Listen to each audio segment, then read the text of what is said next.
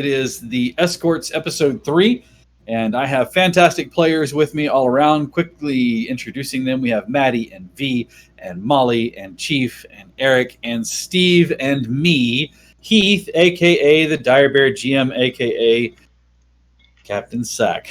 Why? Because I'm always going to say it, because it's fun. We are 3 episodes in. No one knows what's going on. We've got one person down, and it's not one of the players. So I guess that's a win. She dead. Yeah, she's quite dead. How was your weekend? My weekend was fun. I did something that I never do. I played D&D. Now, I play D&D all the time, but I run the game.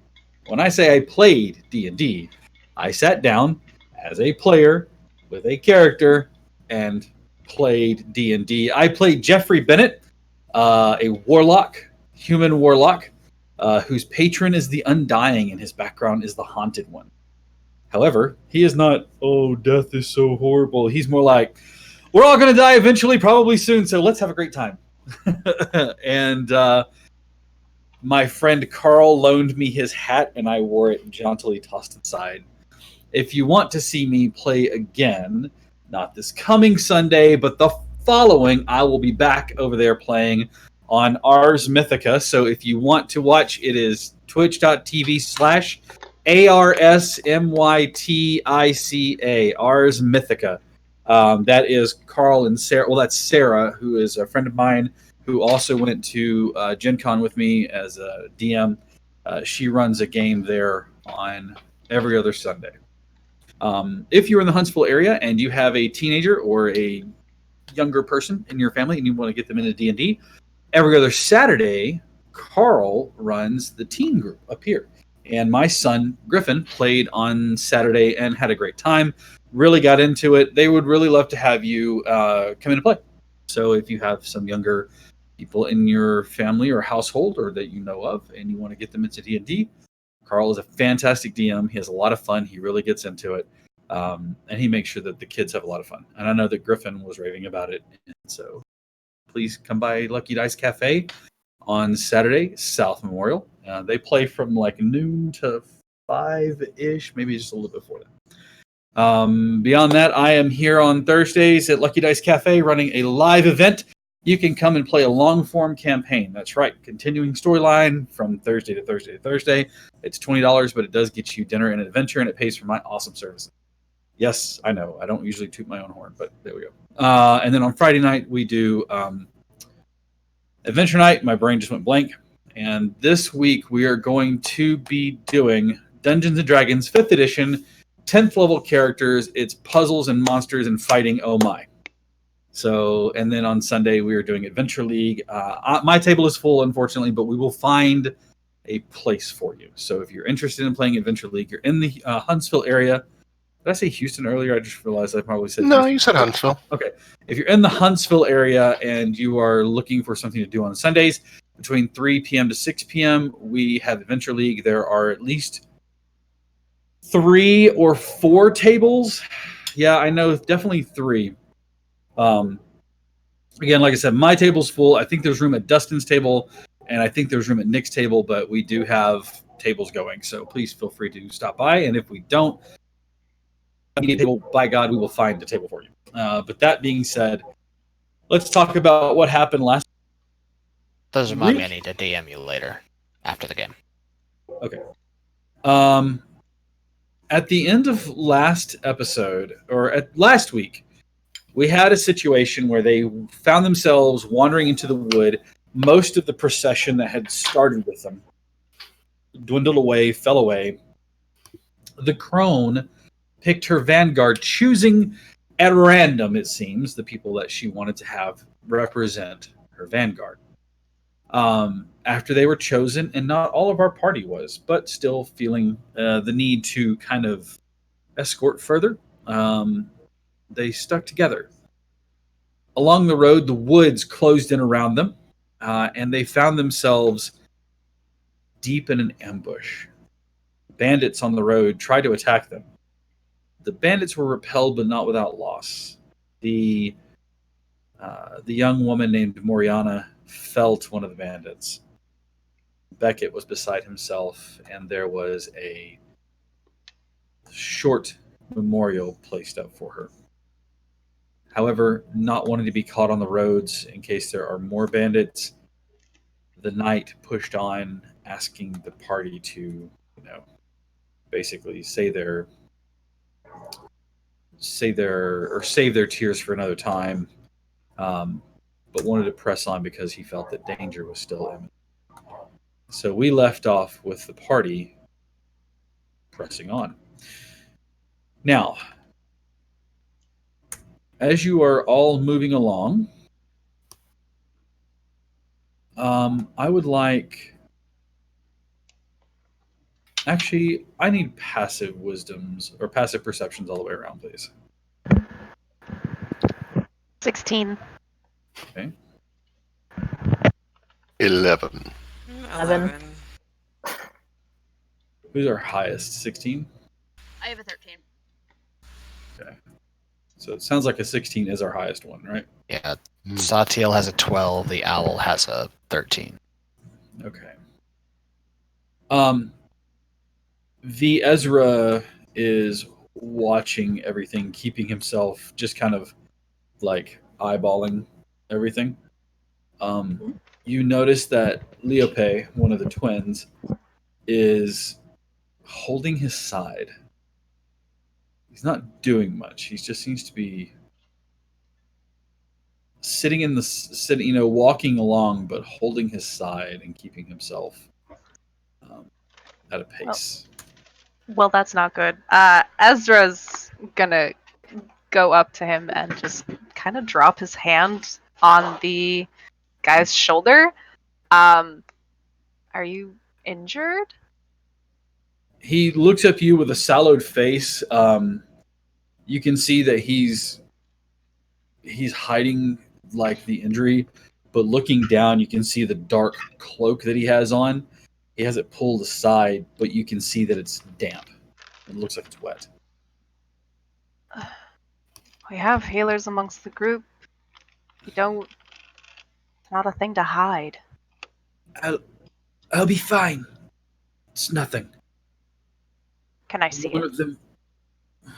And he kind of looks at you for a moment. He's not really sure. He seems a little reticent to reveal any sort of weakness, including being injured. You could show me, or we can make it an announcement to the whole party. No. I'll show you. He pulls back the cloak just enough you can see, and there is a tear in the cloth, and you can see that there is a gash on his side. It's jagged. But it's jagged and torn. It's not bleeding profusely, but you can definitely tell that if it's not tended to, he's in danger of losing a lot more blood, if not his own life. That needs to be cleaned. That needs to be covered properly. It's his sister, the one that he's with, right? They're twins of sorts? Yes. From what you can gather, they are twins. They're twins. Okay. I don't really think it would be a good impression on what I believe to be your sister if you just sort of passed out of nowhere. Or, got dead. Just something I'm going for. Dead, yo. Perished. Perished. He kind of nods his head. It's one of those like brief little curt nods. It's at this point in time that you watch as Pelea, his sister, kind of floats over. She kind of hisses at you. What are you doing? Yeah, to you. So attacked out of nowhere. Just looking out for the well-being of the group. Or am I not allowed to talk amongst the people here? You're not one of the vanguard. Fall back in line. Does Tonka hear this? Punch you in the face. Give me a perception check. I mean, Ezra's not hiding that he's talking to Leope. I don't think he could if he wanted to. Let's be honest. 17. Big old honking Ezra. Just Are like, you hurt, little one? You do hear the sibilant whisper and someone being shooed away and Okay. told to fall back into line, basically. The camera just closed. Oh, bye. oh, Hi. there she goes. There she go. There she goes. All right. Well. But we can still hear you. Yes, Even to this day. in our And hearts. on the wind. I You're can still still hear her whispering. voice. Bitch, I'm not dead. Bitch, I'm not I'm dead. Bitch, Even now I can still hear you. ain't nobody dead. Okay. So. Moment. But anyway, since he hears like is it kind of like a harsh whisper he started hearing? Oh yeah, it's a very dismissive. All right. It's a very dismissive seat taken. You don't belong here, kind of. I'm gonna lift her out her seat. So Tonga will walk over and just sort of on here. You watch as Leope quickly like moves his cloak. You can see that it's wet or damp along the side on his left side. Hurt. I'm fine. Are you sure? He winces and grimaces and nods his head. Yes, it's nothing. If it's not tended to, he won't be of use to this vanguard much longer. Why don't we just a moment and I'll just let me dress the wound and we can. He looks at you and nods, but you can tell that they kind of shoulder turn toward Ezra. They kind of, you're not part of the chosen ones. I'm a nice boy. Probably so. Tonga sort of like looks over at. He kind of like sort of notices the exclusion. Like gestures. Oh, you can't see. I'm making a gesture. Oh yeah, that would. Yeah. Like calling, like just sort of gesturing with his hand for Ezra to come over to the other side of him, to the group. I'm gonna be included whether you like it or not. Oh yeah, have I'm a just going over choice. there. You don't have a choice. Tonga will, he will reach into his bag and he will pull out. He'll pull out his water skin. Mm-hmm. And then he will also pull out skin that we were while he was walking. He'll pull out the lichen that is sort of weaved into like a bandage of sorts. Okay. So he will take the water skin and sort of, well, first he's gonna say, why don't you sit for a second, just for a moment. He kind of slows down, and then comes to a stop. But you can see he's like watching the rest of the group as they move away, and he's anxious to keep moving. But he stops eventually. Okay. Once he's sitting down, he will take skin and he'll lift. You said it's like, is he like got like a shirt or some sorts like? Yeah, he has a loose cotton shirt on, and you can see there's a rip on the left hand side that's just about middle of his rib cage. It's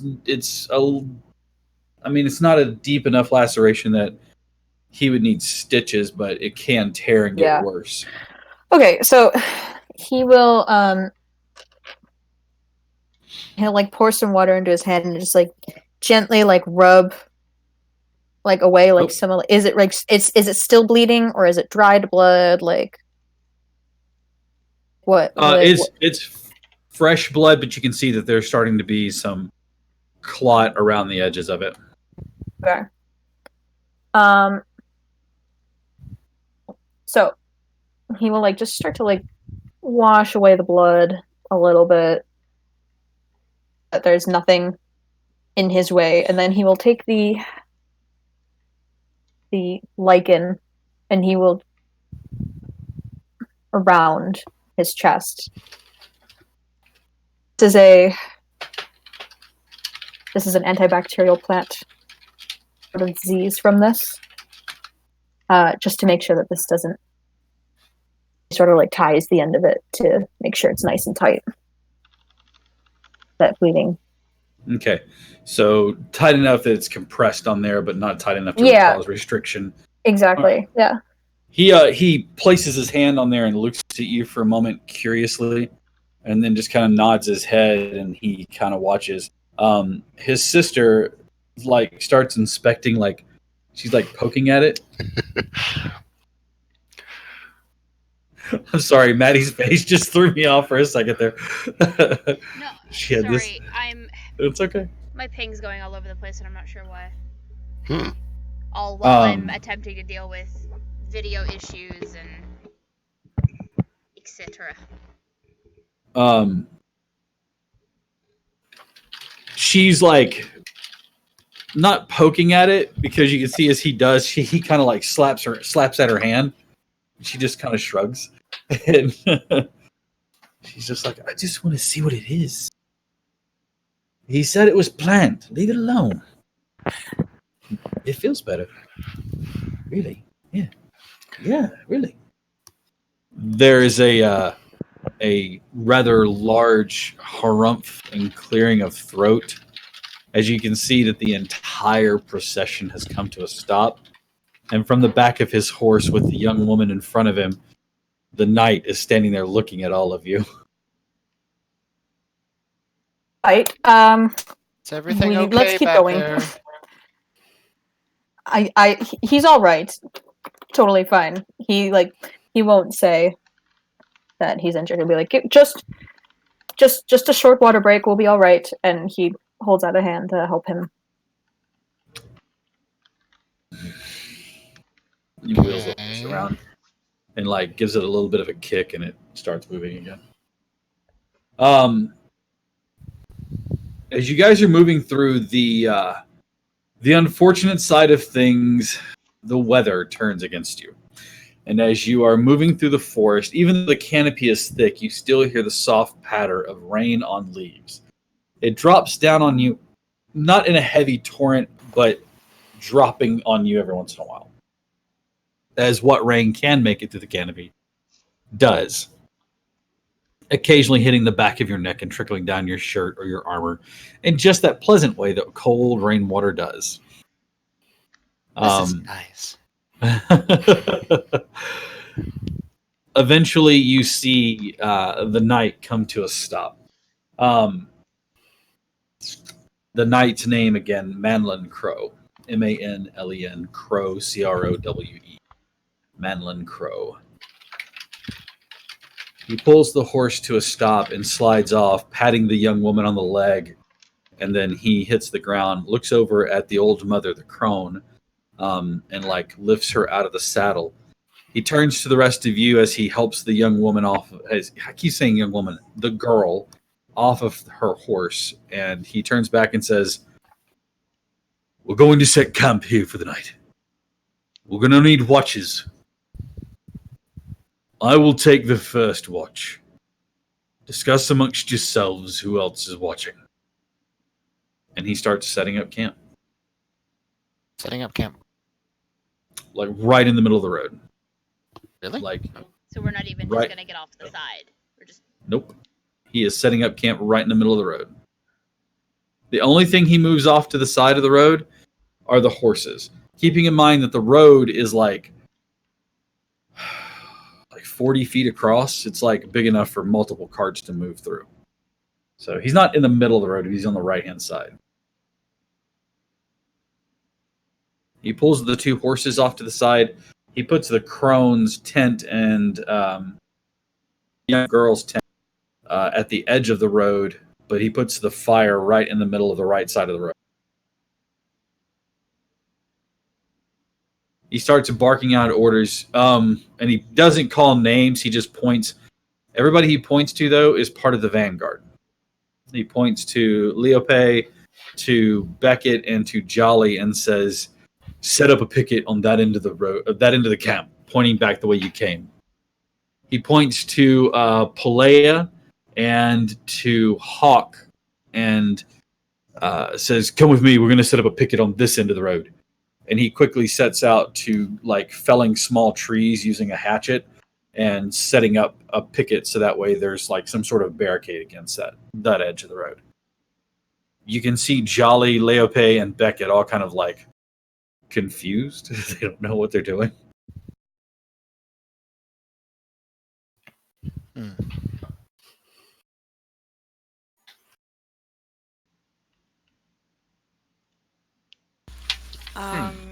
Dahl would offer help.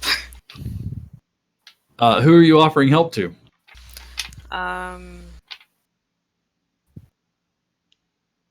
Good question. You got Jolly, Leope, and Beckett at one end of the camp. I'm gonna say Leope. All right. He's a rather brash young man, or I shouldn't say brash. He's a rather gruff young man.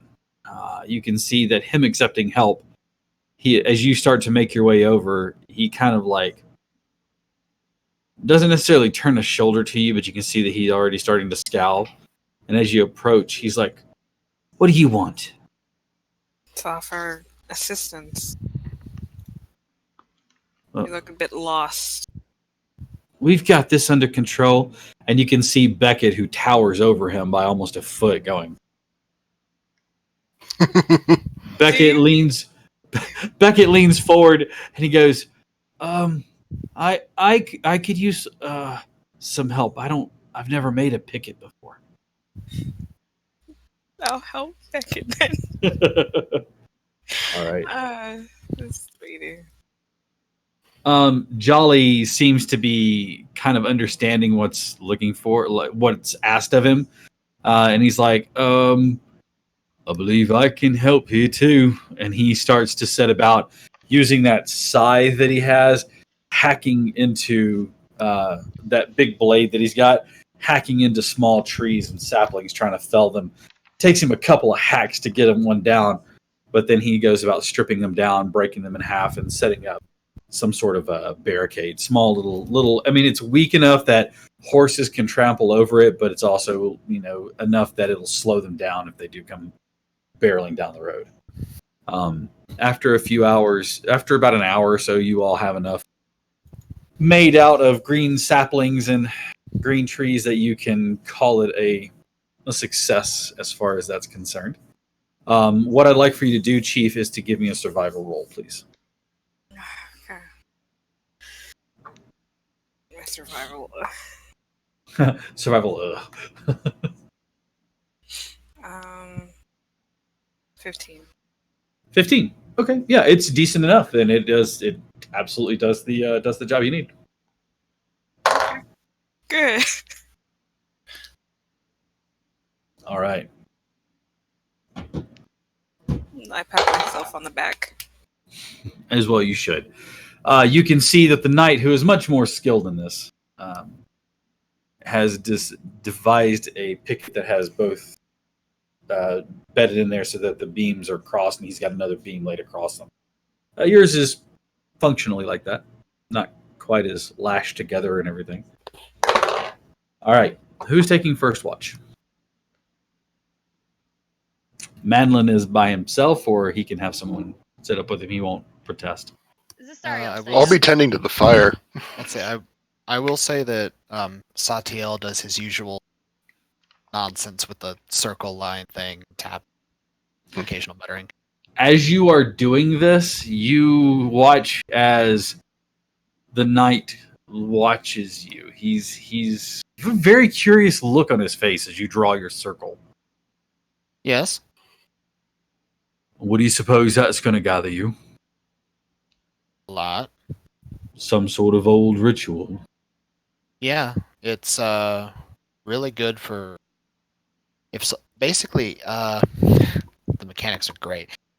For me personally, if anything other than anybody here crosses that, I immediately wake up.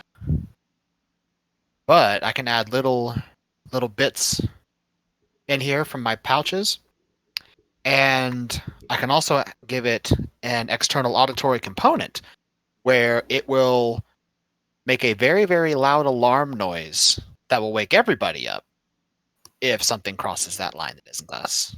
So you're That basically making a trip line with bells. But see, this is a lot harder to spot. So it's a lot better and less prone to other people tripping over it that is members of our group and waking everybody else up unnecessarily. Stop. Why? I don't know why the crone chose you. I don't actually even pretend to understand that. If you think your rituals and traditions will help, then sage, by all means, do so. Understand something. If it interferes with anything, or if it doesn't do what you think it's going to do, you'll have to answer for it. I'm going to keep a traditional watch. I could not include you, and you could cross it and test it. Would you like me to do that? I can guarantee you it'll work when you do. It won't work anyways. Uh, There hasn't been magic in this place for centuries, eons. What makes you think your magic's going to work? Sir Knight, not that I don't enjoy listening to this enrapturing conversation, but if this lets him sleep at night, what harm is it going to do? Fine. You have your charge. He Yep. has his. he Fine. finishes the circle, goes back to a starting point. As he stops, he'll pat the knight on the shoulder, and he'll just sort of look at him to the side a bit and say, "Besides, I would have thought somebody bigger than an honor bound would be on this. But what do you know about my history?" He snaps his head around and looks at you, and you can see he's choking back a word as his hand comes up. Do He not puts it- insult me again. I will not do the same to you. Clear?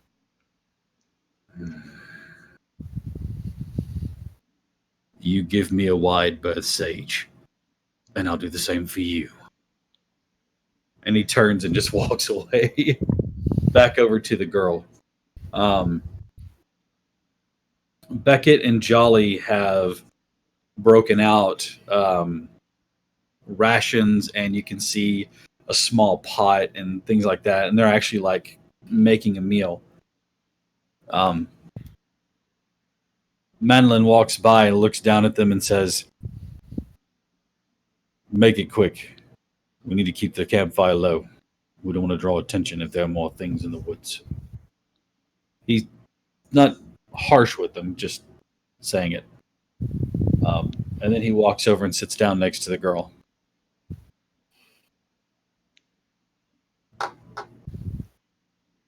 But Satiel just sits down in his own little spot with his own little tent, and he's writing. Fluffs his jacket out as he sits down. Basically, it just sort of Chief, are fluffs you it out a muted? little bit, and he's writing.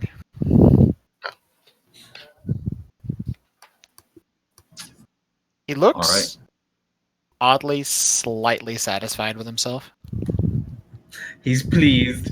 He is pleased, yes. Zastari He's is just quite going pleased. to gently pat him on the shoulder as she walks by before she actually slips out into the woods. So for those of you who are new or haven't come up with this, Manlin Crow is a knight. However, he is what is called an honor bound. So, as opposed to being a noble who became a knight, he was actually born to he's a low birth who ascended to knighthood, and basically was chosen. And he's bound to a noble family, but he is not of that family. He will never be of that family. He only wears their crest. So basically, think of him like the highest ranking officer in their own private military. But they also have kind of like, if they're sent out, an honor bound is set out for a night or for a job, the chances of them coming back are usually pretty low. So it was kind of a surprise for them, the party, to see an honor bound leading this procession that's going. They don't really know where. The crone seems to know where she's. Speaking of, you can watch as she's sitting down. She has the horse blanket that's sitting under her saddle wrapped around her own shoulders right now, like a shawl. And she's sitting there close to the fire, just warming her hands. And again, after the last incident where that display of power that the young girl showed, the crone looks older, sapped of energy. All right. I've asked it a couple times. First watch is going to be taken by Manlin. And yes. Who's taking second watch? I will. Okay. Watch as well. Excellent. You watch as Leope and Palea clamber up trees and sit high up in the boughs of the trees. They seem very well at home. Owl. There'll also be an owl that'll flit up onto one of the trees, sort of overlooking the camp, and that owl's gonna take all watches. You watch from the tops of the trees as the owl flits up. Leope and Palea kind of coo at it. They seem to really appreciate the owl. Third watch is going to be taken actually by Jolly and Beckett. And then a fourth watch will be taken by Hawk, who has maintained a very quiet attitude this time around. Would anybody else like to take the fourth watch with Hawk? Ezra will join them. I'm gonna ask a dumb question. Mm-hmm. Didn't Hawk die last No, time? that was Moriana. Moriana. That was Thank Moriana. you. Sorry. No problem. It's in the notes. Where can I find these notes? In the campaign notes. They're public. DM notes public for the campaign, and you can see the list of the Vanguard, and it says Moriana, pretty and innocent young girl. I will find them. Awesome. I'll say before we go to sleep, though, after Satil's done writing his daily notes, and I will say, just sort of like as a blanket thing for the campaign, he's going to review his tomes that he's written once a month. Just be me saying, the shit I write down in my campaign notes, he's going to be memorizing. All right. But he is going to sort of just flop down by the crone, and he's not going to care about Lynn at this point. It's like, are you okay? No. Is there My anything I can do? life. I have had a long life, full of good and bad. As I draw near the end, it seems to fleet faster than before. I fear that my time will soon be at an end, and my only goal is to make it where I'm going. There is a town north of here where we always go. It is known as Cormalin. That's Kormalin. Cormalin. Kormalin. That is where the nexus lies. The junction of all the old ley lines, the powers that used to run through here, and they are dormant. She looks at you and she kind of leans forward and whispers so that no one else can hear. Decision must be made when we arrive.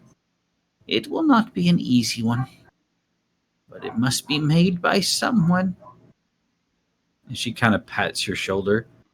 I suspect that it may fall to you to decide. What decision?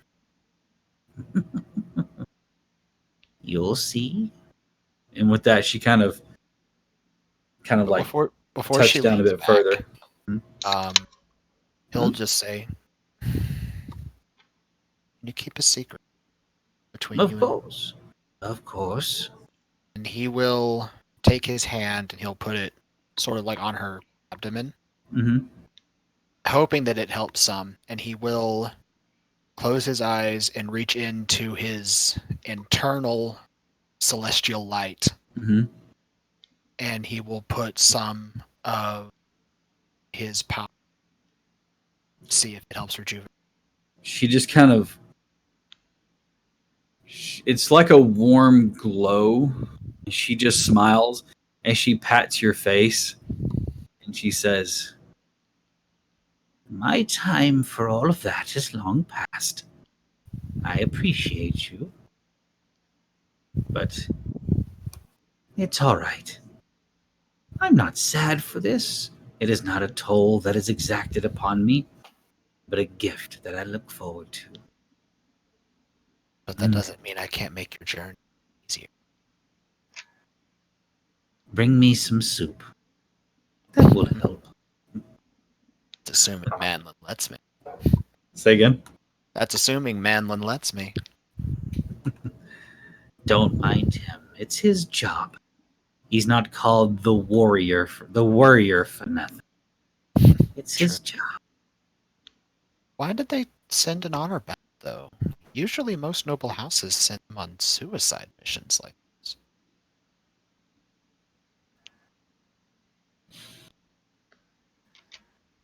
That's a discussion that you'll have to have with him. He wasn't sent. I will tell you this much. He volunteered. He volunteered because of her. And she nods her head at the girl. Who is she, other than just the catalyst? Mhm. She is of great power. A power that we've not seen here for thousands of years. Her name is Avashanti Edulai. Avashanti Edulai. The last name is Edulai. Avashanti is Avashanti. Avashanti.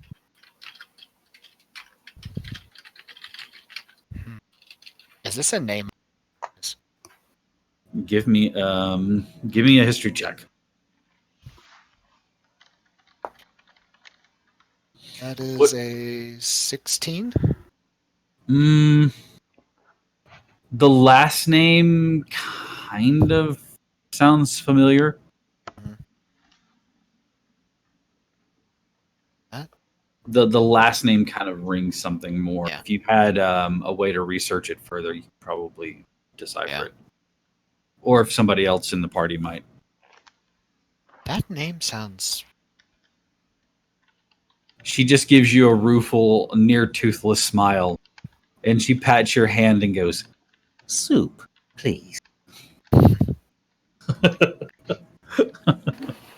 He'll get up and pursue. Go back to his thing. All right. The first part of the night passes without any incident, and as you break off from your watch, spinning it onto the next, darkness descends completely in the forest, and the fire is allowed to burn really low, just the embers.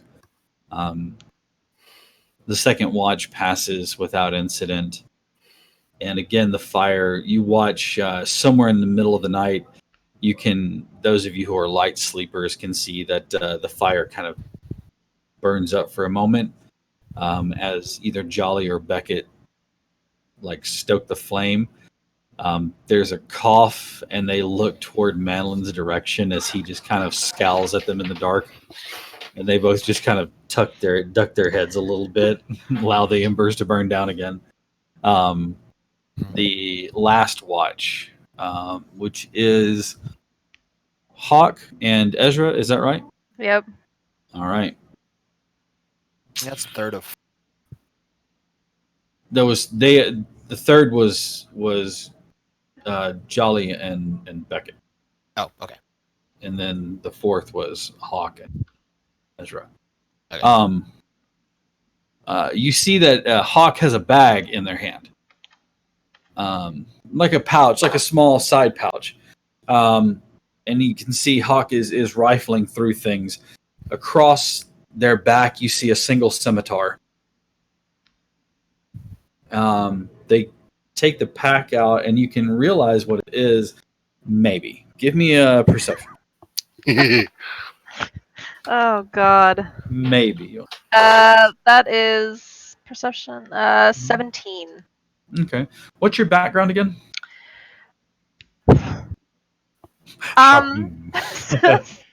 So here's the thing. Sailor. Sorry, it's sailor. All right. I forgot the word. You can see that it's different tins that kind of stack together and can be bound. You see different brushes and things like that. There seems to be different sort of like facial accoutrement. Like there's a silicone piece, or not silicone, but rubber pieces, or some of the stuff like that. But it's a disguise kit. Oh.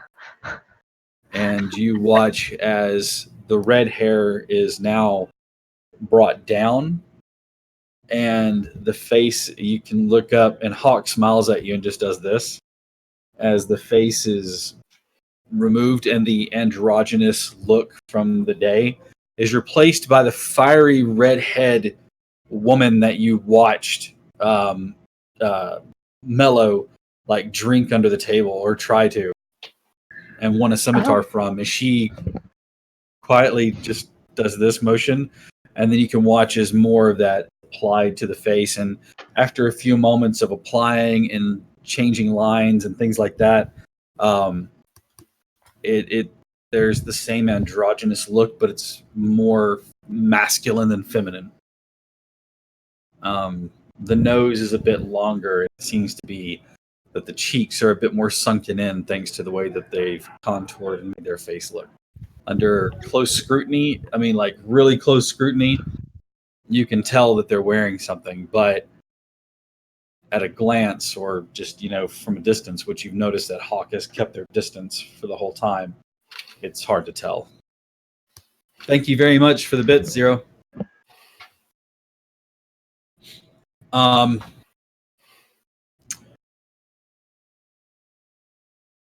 As the sun starts to creep over the horizon, the dappling green starts to cascade like droplets across the landscape. There's a rustling in the brush not far off the road. Hawk immediately jumps to their feet, but then crouches low. Give me a perception check.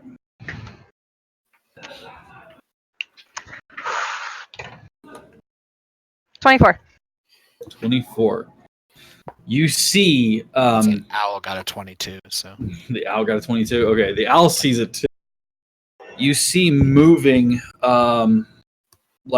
coming towards, head on, wide, thick bodies that are low to the ground, coarse hair across thick hide, and you see tusks protruding out of either side as boar are moving at a breakneck speed. To 30? What's that? 20 to 30? About 30 to 50 of them. 30 to 50. My bad. No, you do see boar that are starting to bear down on you guys. Towards us? Mm-hmm. Oh, good. Yep. It's perpendicular to you in juxtaposition. I think it's about time to start waking people up. yeah, but say at that point, because owl Scythiel shoots him and goes, "Incoming!" Yep. All of a sudden, Scythiel is up, like yelling out, "Incoming!" Immediately, Manlin jumps and like draws the sword in one motion, and immediately pushes the girl behind him. And he just looks to you and goes, "What is it?" Or That.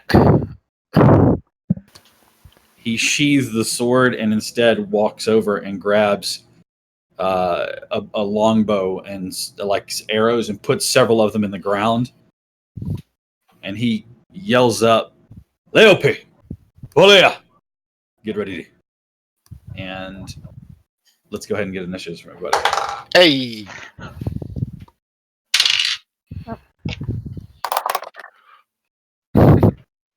My first natural 20 of the campaign. yeah, congrats. 17.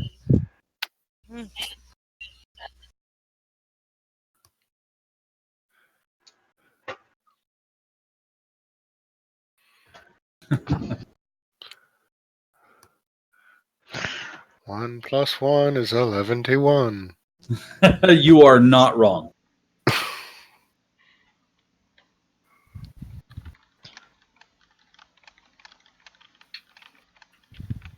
All right, 25 to 20. 23. 20.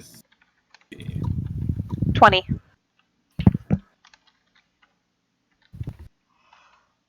What is your armor class, Satael, again? Base, it's a 13. Okay.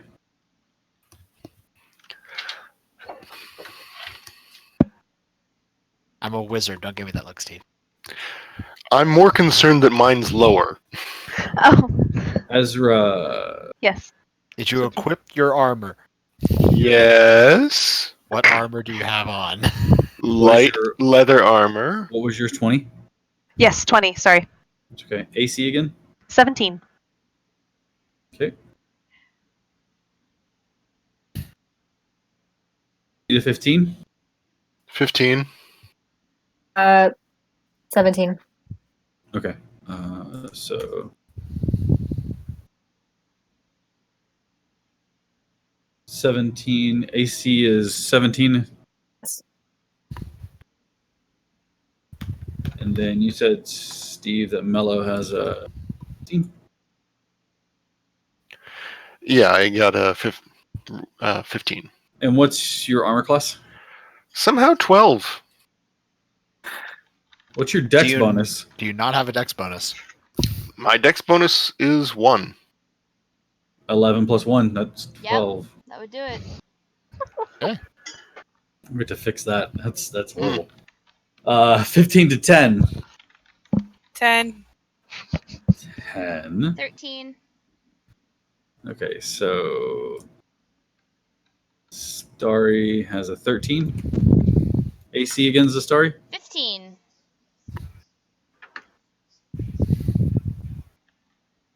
And then Doll has a 10. And what's your armor class? 16. Let's see.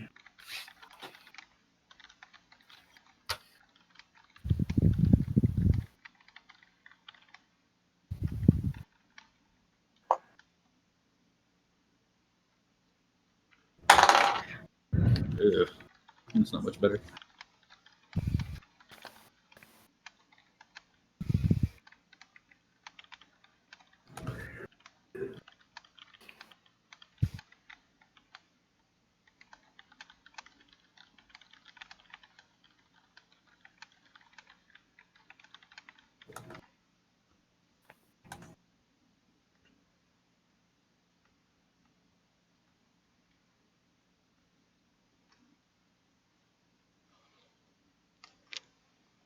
Their initiative was a 2.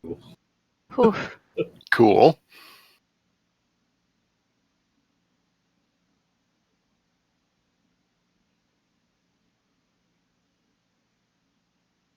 Okay.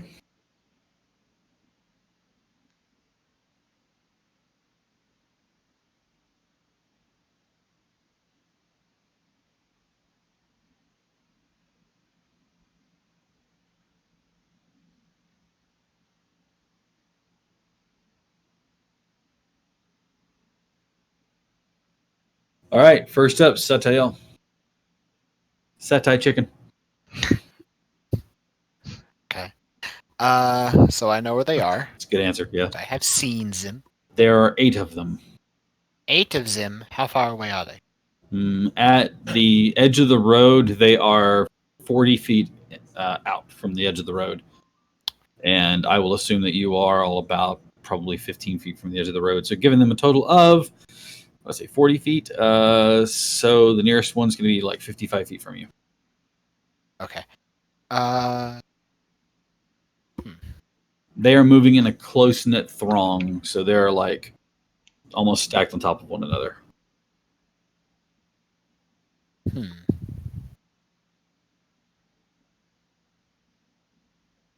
Prestidigitation.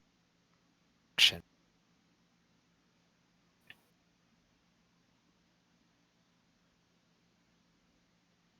Question. Mm-hmm. If I take a moment to wrap some charcoal around one of the bolts, like crush some charcoal onto it, sort of wrap it up, piece of cloth, could I fire the bolt at the boars, but instead of hitting them, hit the ground in front of them and use prestidigitation off of bolt to have a spark shower appear in front of them? So basically, you want to flash powder a bolt and then have it go off in front of the boars. To try to split them up so they're not in. Try to get them to like divide some way. In other words, so they're not a giant wall of murder, meat, death. As part of your preparation for some of your items, it's not you casting like drawing the arcane sigils and speaking the word. It's you adding the last component to an alchemical potion to throw it, or something like that. So I would say that you have flash powder in small bags you can put to the tip of the crossbow bolt and fire it. So it'd take you a second. So the answer is yes. He does that. Okay. It goes off in there, and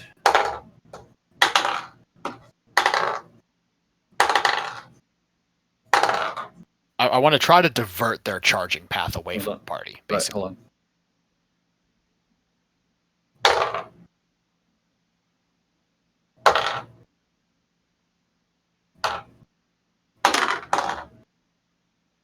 on. Three of them start to go like jump and go right, and 5 of them kind of jump and go left. But they are still charging like towards you all. Doll. Even though it is not your turn, I would like for you to give me a nature check, please. Okay. All right, Satael, is that your turn now?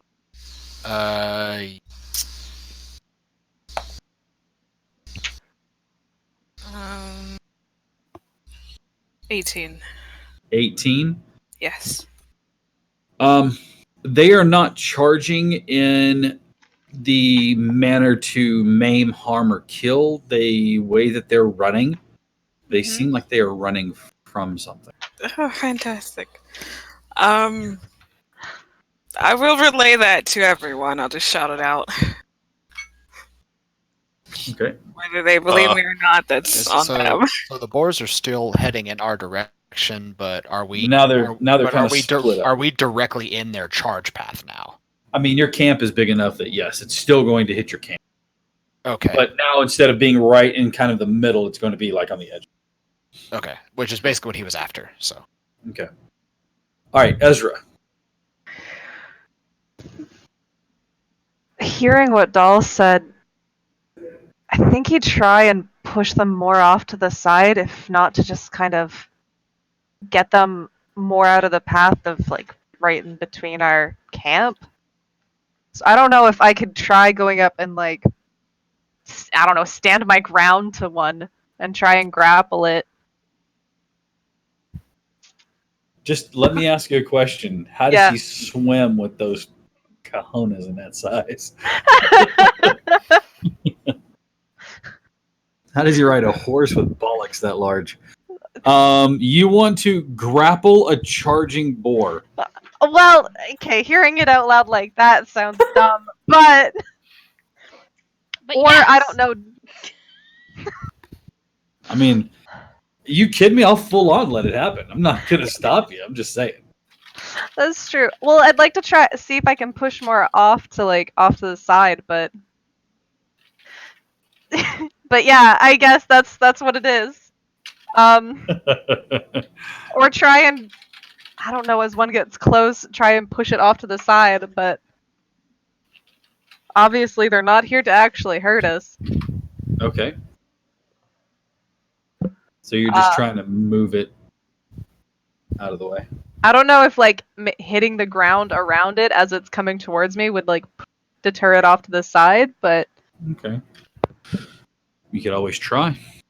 yeah. Am I just rolling to attack at that point? Mm-hmm.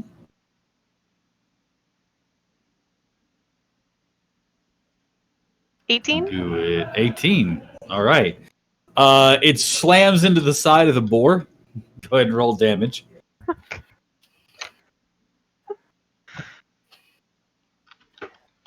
5. 5. The lead boar is charging down. You quickly draw and fire your arrow. It hits the boar, but you kind of twist it at the last second. So instead of tearing into it, it sort of glides over the back of it, but it's enough to get it to veer off of the path. And because if it's the lead one, the rest of them start to veer that way as well. So that side, left or right, by the way? There's 3 on the left, 5 on the right. Go for the right then. Okay. And it starts to move away. The 3 on the left are still coming directly, well, I should say off center of you, but still towards the camp. You can see that the ones on the right-hand side have moved off enough now that they're going to at least trample the poor picket that they set up to kind of deter things from trampling the camp. With that being said, is that your turn? Yes. Euroa.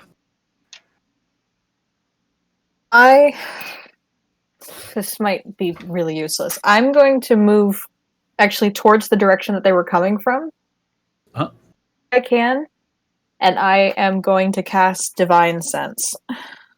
So, reaching back to your ancestral ways, you are going to fetch about to see if you can kind of get a sense of what's in the area. Yeah, he'll basically he will let's call upon is it Avida? Avida? Yep. See if she can help and tell him something.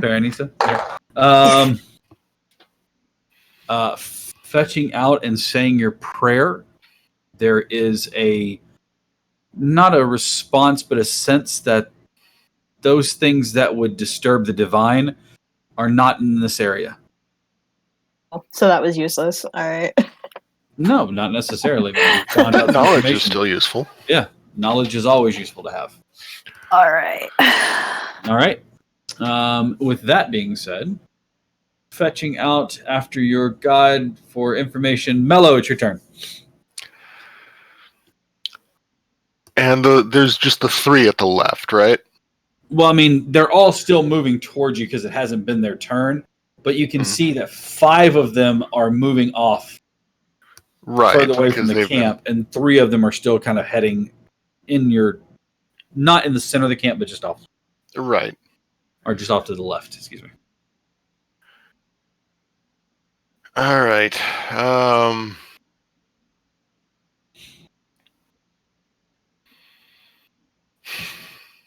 Being what Mello is designed off of, I just imagine him being like twirling poi.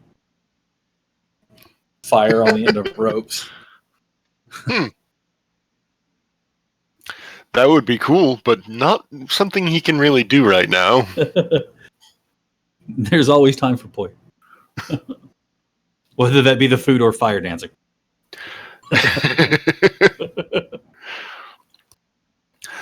Well, I am going to go ahead and try on get some flames going to scare them, the remaining ones that are still coming straight at us, to at least go away, if not,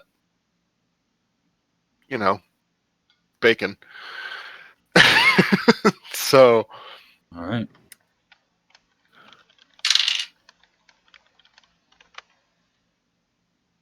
$11. To use what Produce effect are you flame. using? Produce flame. Okay. Reaching into your pouch, you grab a bit of the fast burning, pitch that you have, and your flint and steel striker in your other hand, and you strike and throw it. As it pitch lights and goes, it does hit one of the left hand side. Go ahead and give me some damage. Okay.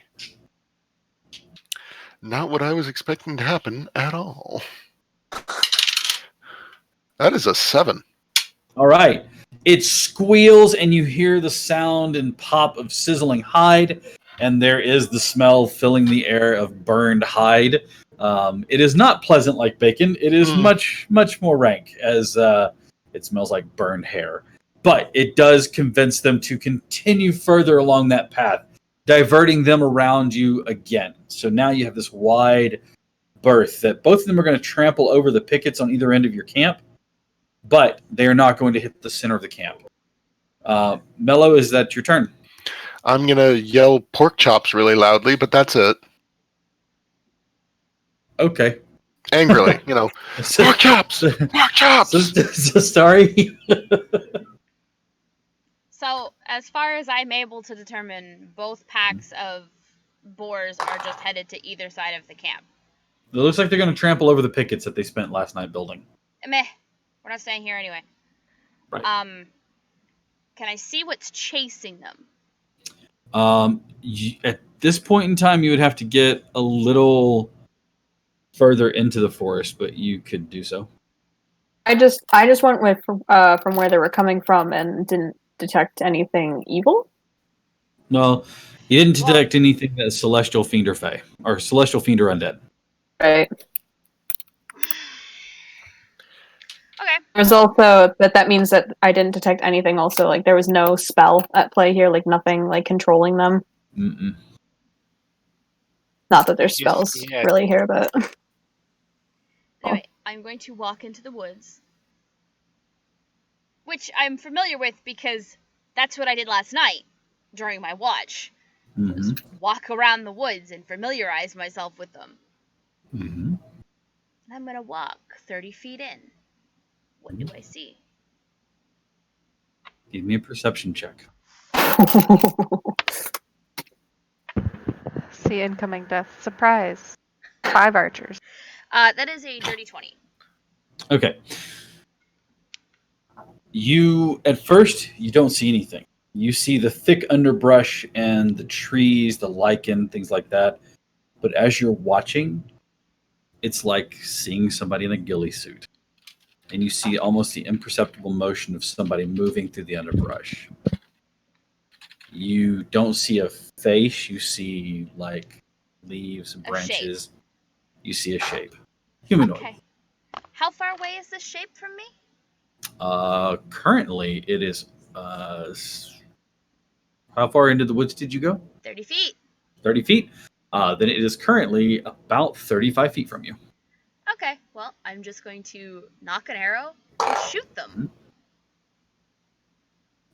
All right, I like it. Don't ask questions. None of that nonsense. Just shoot. We're just shooting first and maybe asking questions later. Maybe. Okay.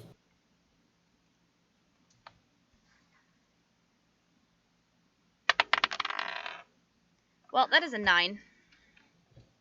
The arrow shoots forward, hits the underbrush, scattering it about, and making the wonderful sound of an arrow going through trees, limbs. So there's that snap, crack, as it goes. As a reaction,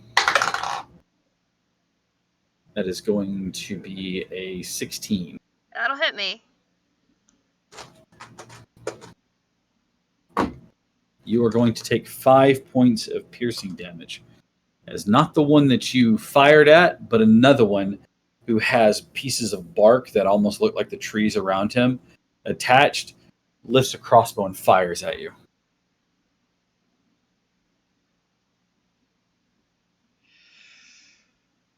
Is that your turn? Oh, God, that's going to take a full action, isn't it? Depends on what it is. Yeah, you're a full action. You're a full action. Yeah, no, I've got one spell from my race, and I took message. Uh-huh. But it's a full action to use, so I can't use it. No, you cannot. You know what doesn't cost you a thing? Screaming your lungs out is a free action.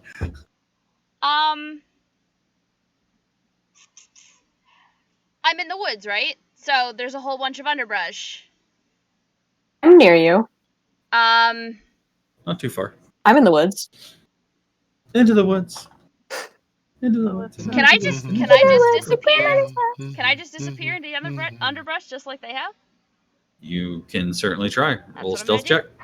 All right. Gets hit, lays down. That is a 13. The bolt's still sticking out, though. She lays on her back. It's just sticking out. She's like, ow, ow, ow, ow. The bolt's moving through like a shark's fin. The brush.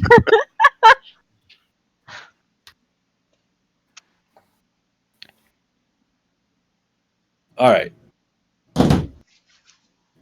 With that being said, See, I was gonna say something a lot more clever, and then I got shot, and now it's just gonna look silly, so she's not gonna say it. Doll.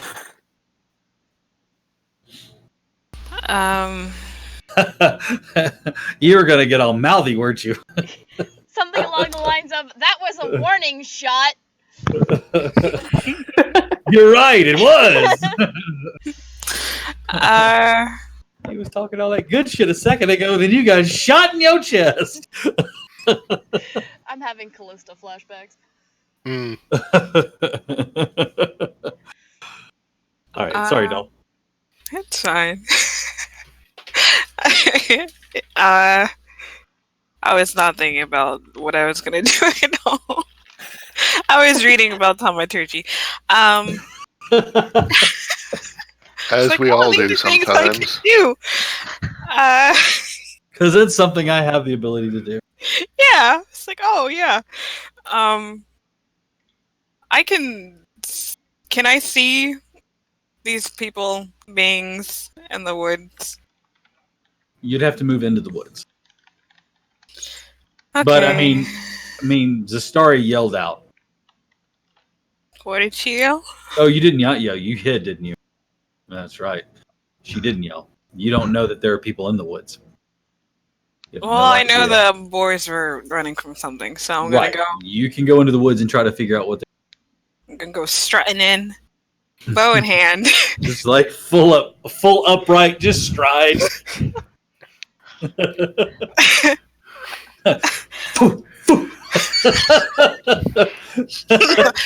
It's the scene from Ace Ventura Part 2. He's just staring at your legs. Ah! Ah! All right, sorry. Perception check to see if you can notice them. 11. You don't see anything out of the ordinary. Nor do you see Zastari. Shit, she's a magician. Sorry. So talented. She made like a tree and leaved. Stop you. I'm just gonna call out in a little bit of confusion. Starry, are you all right? How? Hey, Steve, you only had close to branch out for that, Cha. Is Doll to? How Starry? far into the woods did you move? I guess a full 30. 30 feet. Okay. So relatively close. Like standing almost right on top of you. Okay. She's just going to reach out, slap his leg, which I know is going to make a sound. I am aware of it. She's gonna do it anyway so that he looks down at her, and then she's just gonna As you look down at her, Mm-hmm. the sound of something like a small bird or something goes right by your ear. There's a clattering sound as a crossbow bolt slams into the road and clatters across it. Which is probably about the time that Doll would notice that I have one sticking out of my shoulder. And as you look back up to see where that came from, this one catches you full on with a 23. You are going to take 5 points of piercing damage Ooh. as a crossbow bolt slams into you. That's exactly what I wanted. This is what you wanted. My own! Doll. You can now see that a piece of the tree has moved and is holding a crossbow up. So you can now see a target. Right. I will attempt to hit it. All right, roll to attack. What's my initiative? 16. Oh, okay. Your attack is a 16? Yeah. Okay. Yes, that will hit. So Okay. it was a D8 plus. 11. Okay. Not to be outdone by the crossbow, you knock an arrow and let fly. It strikes true, and as it does, it sinks into the target, who stumbles forward and falls down, dropping his crossbow. You hear the sound of snap as the arrow snaps underneath his weight. It's like, try it again! Oh, they will.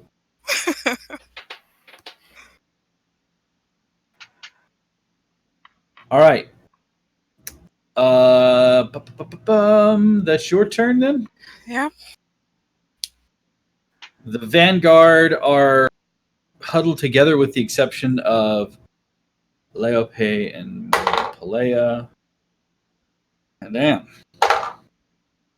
That's not so good.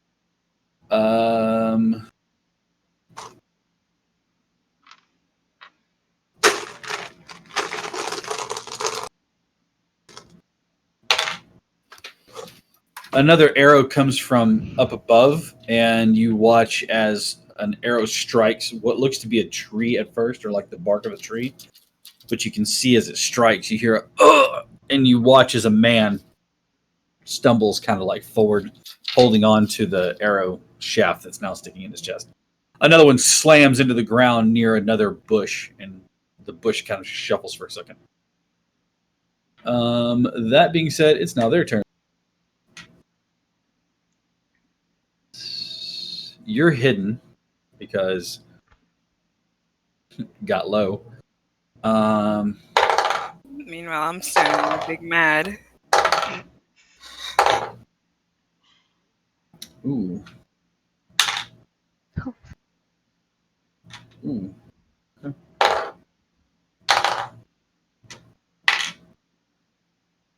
There are you watch now as the woods explode with activity, and you can see 1, 2, 3, 4, 5, 6, 7 men moving forward, all of them with crossbows, big heavy ones. They fire a crossbow up into the tree, and you hear a thud. And the second one fires into the tree. You hear a second thud, and as they do, you hear a young man's voice cry out, "Playa!" And a form falls from the tree and strikes the ground.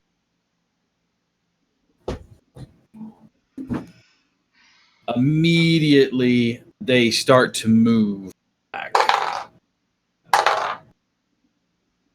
One of them seems to disappear into the underbrush. 2 of them seem to disappear into the underbrush.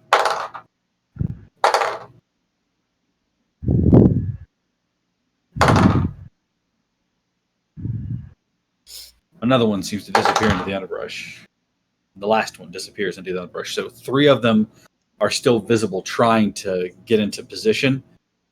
4 of them have seemed to have disappeared back into the woods. But you know that they're not gone. back to the top. Satael, you realize that the bears may have been just a distraction or something more. You heard Leope cry out his sister's name and saw the form fall from the trees and hit the ground. In the woods, far enough away that you would have pretty quickly to get to them, you can see figures that are melding almost into the woods quietly. What are you doing?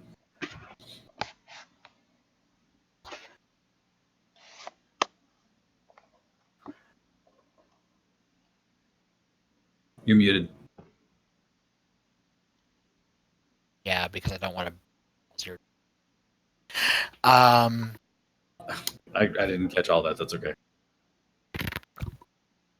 Because if I clear my throat in this mic, all your eardrums are gonna die. Yeah. Thank you for not. Yeah. Because allergies. Yay. He's gonna go over to Playa. Welcome to Alabama. Yeah. Is she breathing? You can give me a medicine check, but you're just gonna check to see if she's breathing. You're not really giving her a full over check. Yeah, he's like. Just give me a quick perception check. He's then. like putting a hand over her mouth, like right. about an inch or two over, just to see if any breath. Yeah, give me a perception check.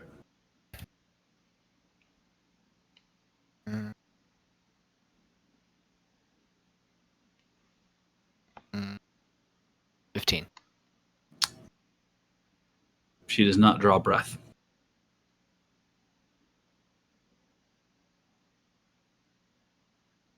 He'll just sighs like, well, that's another Vanguard down.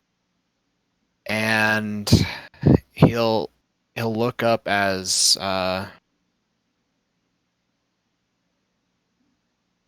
he'll send the owl out there. He'll have the owl make a perception check to see if he can find the people. Go for it.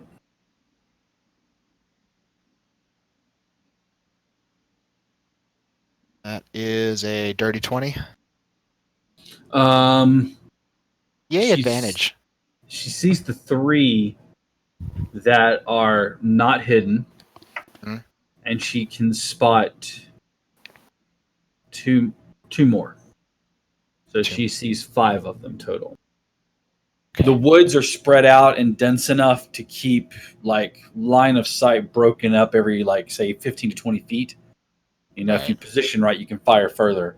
And she can see that they are spread out with about 15 feet amongst them in almost kind of a zigzag pattern, not in a direct line, but kind of some forward, some back, some even closer in.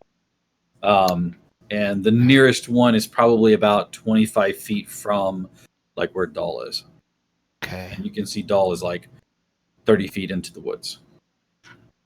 How many can I get with a 20-foot sphere? Using my owl as a spot. You're going to be able to catch the 5 that she saw. The owl can see. Okay. Yeah. Okay. He is going to crack his knuckles, and 2 of the lines across his face are going to start glowing faintly. Mm-hmm. And he is going to open his mouth. He's going to sing a very soft melody that has an almost choir-like chime to it. Mm-hmm. And he's going to project his voice in that direction. And he's going to cast Sleep. Okay. On those 5. So go ahead and roll up your d8s. It's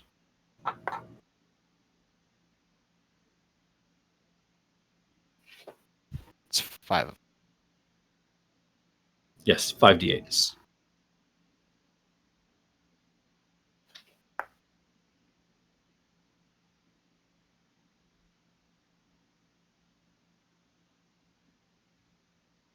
I can math, I swear. 31. 31. Mm-hmm.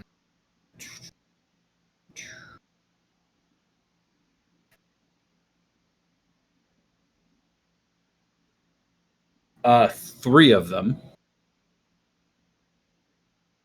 go to sleep. Okay. The sound of your voice, along with the neuro-linguistic programming that kind of has that hypnotic feel to it, you actually literally sing 3 of them to sleep. They yawn and their crossbows fall to the ground and they themselves fall down. Okay, he'll stop, the glow will fade, and those who are near him, he'll say, I've put them to sleep, don't wake them up until we have to. You're gonna have to teach me that sometime. He's Darren Brown. He's over here with an English accent putting you. All right. Is that your turn then? That's say I use my movement to go over to Pelea. Mm-hmm. Probably the bonus action to check to see if she's breathing. Mm-hmm. The action to cast sleep. So yeah, that'll be the All turn. right.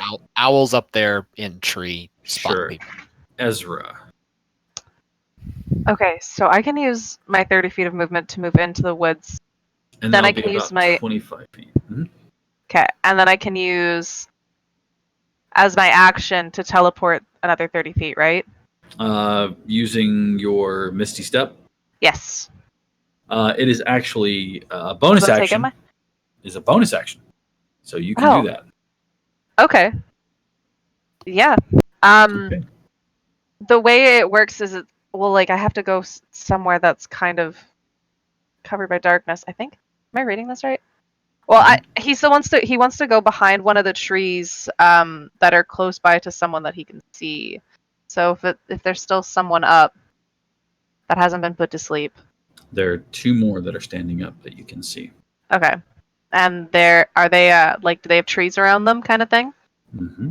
They have shadows because remember it's kind of dimly lit under, so there's not enough shadows. Perfect. So yeah, Ezra's gonna move in 30 feet, see one of them, and look for a good area for him to teleport to. You see a spot behind 2 of them that would be perfect. Learning the ways of the forest the way that you have and stepping between the shadows, it's almost an unearthly thing. It's the closest you have to magic, even though what you're really doing is just moving faster than they can track between the shadows, using it to hide. You quickly move in 30 feet and then almost seem to disappear into a shadow, only to reappear behind the other 2. As you do, what are you doing? Can I try grappling one of them? You absolutely may try to grapple one of them. I'm a grapple boy. It's an attack roll, first of all. Okay. That is a 22. Sure. He is grappled. Well, he is. I need athletics from you. Okay. 17.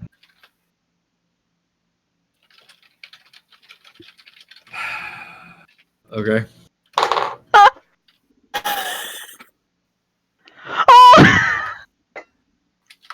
So you accidentally broke his neck. So you have him held. Congratulations. He is grappled. Hello, friend. His buddy turns around and whipping the crossbow around and looks at you as you've got his friend held up in front of you like, you're going to hit your buddy. It's a really intense hug. It's I'm really just a really intense good hug. hugger. Why do you think my arms are so big? I'm going to be so great at hugging. Ezra in a nutshell. All right. I'm just reminded, Ezra just, bear hugs somebody, and you just, and they just, fold it in half. And he wants you to place you feel that knot right there? I want you to place your thumb on there, and I want you to place your other hand and then twist it at a really good angle. What's that going to do? Is it going to kill him? Yeah. I don't want to do that. All right. No. After Ezra is Tangaroa. So Pelea's down? Pelea is on the ground down. Close by to her. Let's say if you're Probably still with the about. group. You're probably no. He moved in, so Tangaroa is probably about 15 feet ahead of where Pelea is. Alright, I'm gonna move over to them. Mm-hmm. I'm going to kneel down say a nice prayer, and I'm going to take out one more bandage of lichen and see if this helps. I'm going to cast Lay on Hands. All right, so pressing the poultice to the wounds, she doesn't seem to be responding to it. Even if I use all 5 HP to try and cure diseases or neutralize any poison effects. Being dead is not a poison effect. And I don't mean 0 unconscious making death saves. I mean got shot for a lot of damage and then fell out of the tree. Dead. Will not be saved by plot armor dead. Sort of like just, and Leope is like right there, right? Oh yeah, he is. Actually, he's still up in the tree above her. Oh. Alright. Well, Tonga will like, he's looking down at her and just kind of give him like a very soft like head shake. Like she's gone. As you do that, you're looking up at Leope. Yeah, I'm looking up at him. He kind of looks like he just went feral. Like he looks like he is super duper angry. Like, yeah, he's not taking it well. Is that your turn, Tonga?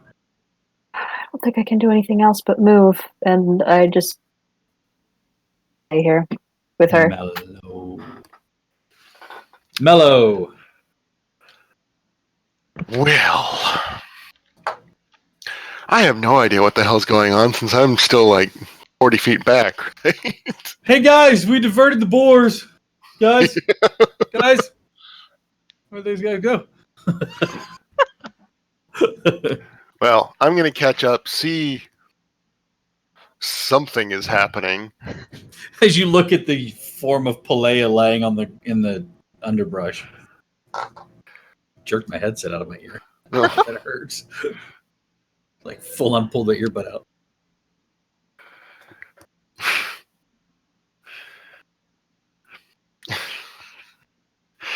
There's a couple of things rolling around in my head that I want to do. Okay, let me hear them. I like it.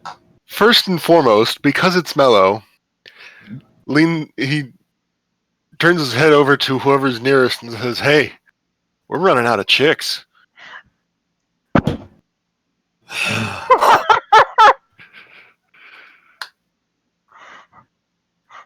Anyway, he gets a oddly dark look from Satiel from that because he's in the camp still. Because the sleep spell can reach 90 feet. Jason said somebody should slap him. Yeah, somebody should probably slap. He's going to be an idiot. Let me do it. Asshole if this keeps up. But the people who would slap him are currently in the woods. I don't think I'd even hear him. There's somebody in the camp who can hear him. Steal the throne and the girl. Somebody else in the camp who can hear him, and she wants her scimitar back. All of a sudden, she doesn't feel nice towards. To be fair, I did move into the woods before all that, but yes, I don't know how close, which ones. Anyway, just to make absolutely sure I know where people are, I'm going to. I believe I decided on some glow bugs that are attracted to living things, and that I'm going to release to be my fairy fire. All right. So there's a small powder that you found that they are attracted to. You toss it out in the area, and then open the lid or let them loose, and you watch as they sort of float into the area, lighting up there with little flickers of fire. I need deck saves, don't I? And what size area is that? A 20? It is a 20-foot cube. What's your DC? 13. Isn't that technically for everybody in that area? Ally included? Do I have to make a dex save? Yeah, like... None of you were in melee combat, though. range with them, are you? Not yet. Nobody Okay. within melee. I'm holding on to somebody. Oh, that's right, you are. Yes, I need a Ezra. deck like- save from you. like- You watch as in that 20-foot cube where you can see underbrush and things like that, but you have a suspicion that there are guys there. As not a single one of them rolled above a 10. Hooray. My dice rolled a 3, a 4, yes, an 8, a 7. Come on. All right. No, I'm sorry. One did save. He's still hidden. You don't know what Jerk. but still, you see 4 figures that are lit up now. Are these the ones not asleep? These are the ones that are not asleep. Okay. So there was a total of 7 left. 3 of them are asleep. And you have 4. Oh, yeah, it's all of them then. Sorry. I rolled too many. So they're all lit up. All the bad guys are. Excellent. Ezra, what'd you make on your save? 13. Huh. Made exact. I was The like, guy you're holding is like can't get away from the powder, and all of a sudden they're all on him. It's like, you're fine. Just imagining if Ezra got caught in it, Ezra's tattoos just to start glowing like a black light. I don't know if that makes me comfortable or not. All right, so is that your turn, sir? All right. Yes. After Mello is Zastari.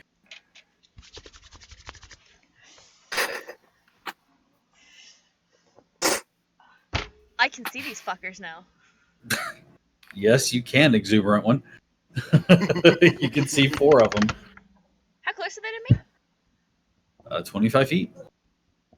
Well, the closest one is 25 feet. The furthest one is that's not asleep is about 40 feet from you. And you automatically get advantage too. Ezra is softly whispering self, please.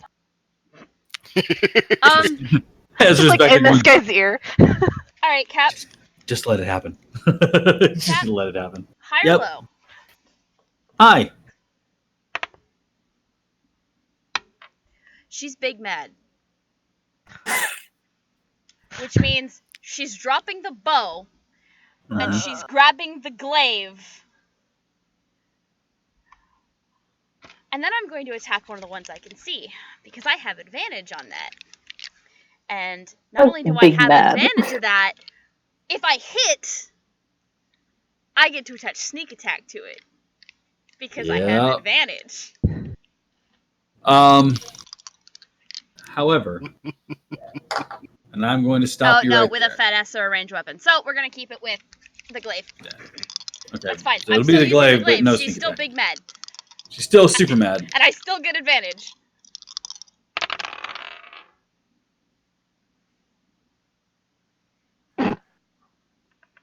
That face. That face. They both rolled a 5. Huh. I only have a +3 with the glaive. An 8 doesn't hit. I'm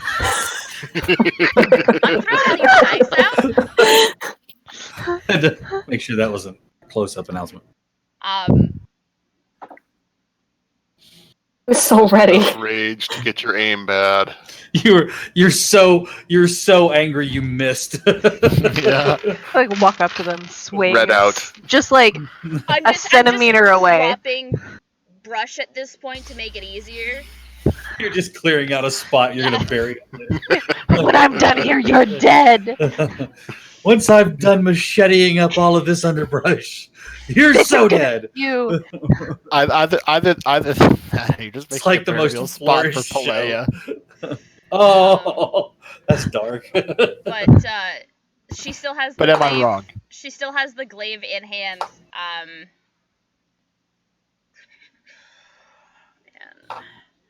Things I wish I was, which was the next level in Rogue.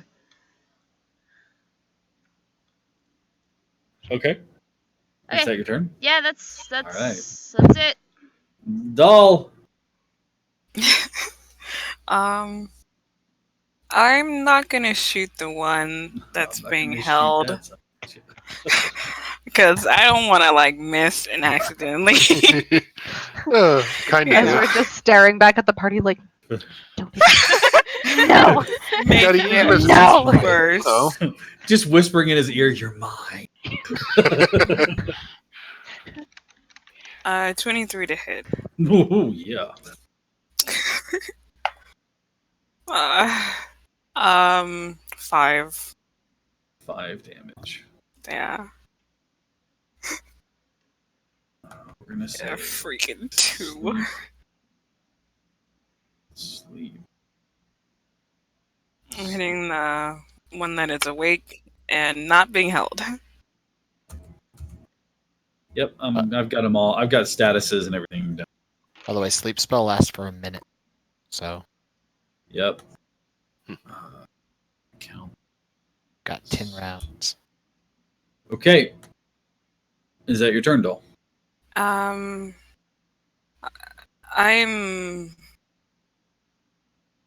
gonna move up to where Ezra is. Okay. But yeah, that's it. The rest of the Vanguard springs into action. Much like you, Jolly is carrying that big threshing blade in his hands and starts just like swinging it through the underbrush. He cannot get close enough to hit one. Beckett moves over to the young woman, Pelea, and kneels down beside her, and he starts putting his hands on there, and you can like muttering something.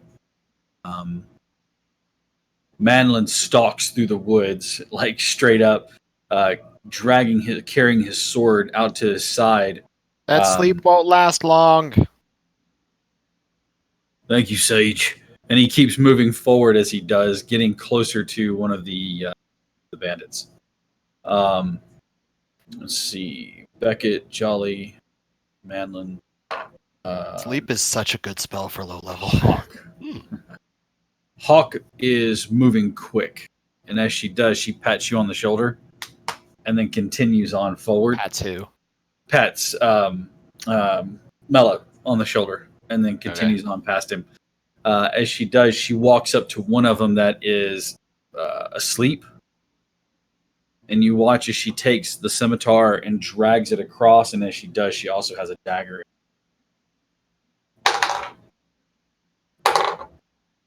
That's a hit. It's also a hit. He's awake now. If he survives. Yeah, but if he does not survive, if he does survive, he's awake. And I need a pointy one. Das point. The weirdest ASMR is I just like rifle clack. I'm totally getting a dice bag when I go to con this month. So, and I'm also getting more sets of dice. He does not survive. She kind of like she pulls the blades out, flicks them off, and looks at another one, and like that's her next target. That works too. Manlin, Jolly. That dude's a badass. It's just the permanent sleep. And I'm gonna save Leope for last. As he moves through the woods, he does something that's kind of similar to what you did, Ezra, where he kind of shifts through the shadows. But instead, he kind of dives into the underbrush, and as he does, he kind of appears next to one of the ones that's standing. And you just hear him, and it's like, even though there's not really noise other than the combat, but clear as a bell, and you hear him whisper, "You killed my sister, you son of a bitch." And that's... Shouldn't have done that. No, the first one was an @20. Ow. 8. The way to a man's heart is through his rib cage. You see him take two short... They're Yes. short swords, but they have kind of a longer blade that's curved back a little bit. He takes the first one and jams it once, twice into the guy and pulls. He jams the other one like down into his collarbone, like here in the clavicle. And as he does, he just kind of twists, and the guy just kind of flips around and falls into the underbrush. He doesn't stop. He dives on top of the fallen guy and just continues to like stab away at him, just screaming in the top of his lungs. Remind me not to kill his sister. Wait. Mellow, too soon.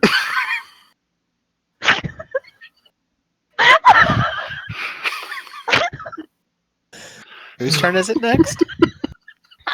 Fuck you, Steve.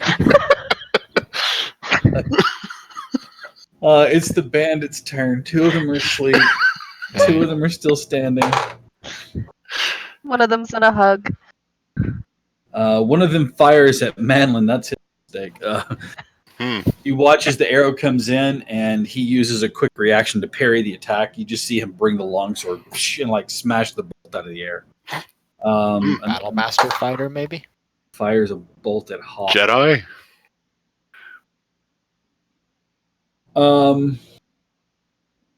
That's a critical. Oh my god, he is a Jedi. Oh, no. Oh no. Hawk just got crit. That's 10 points of damage. Hawk BB. She takes the arrow, and you see her disappear, like from the force of it, into the underbrush. But you hear "oh" from the underbrush. The last one is grappled. Paging Dr. Headbutt? Oh, bitch. Slams back. He doesn't. Is he tall enough to hit my head? That's a question. God, no, he should be in the chest. Boom. It's solid. You're well built.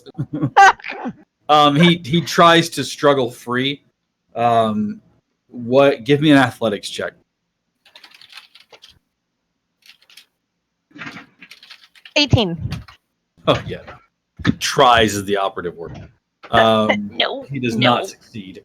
Back up to the top of the round, Satiel. Is Hawk 30 feet away from me? Hawk is 30 feet away. Okay. I am going to head over to her, Gibbs slapping Mello on the back of the head as I go.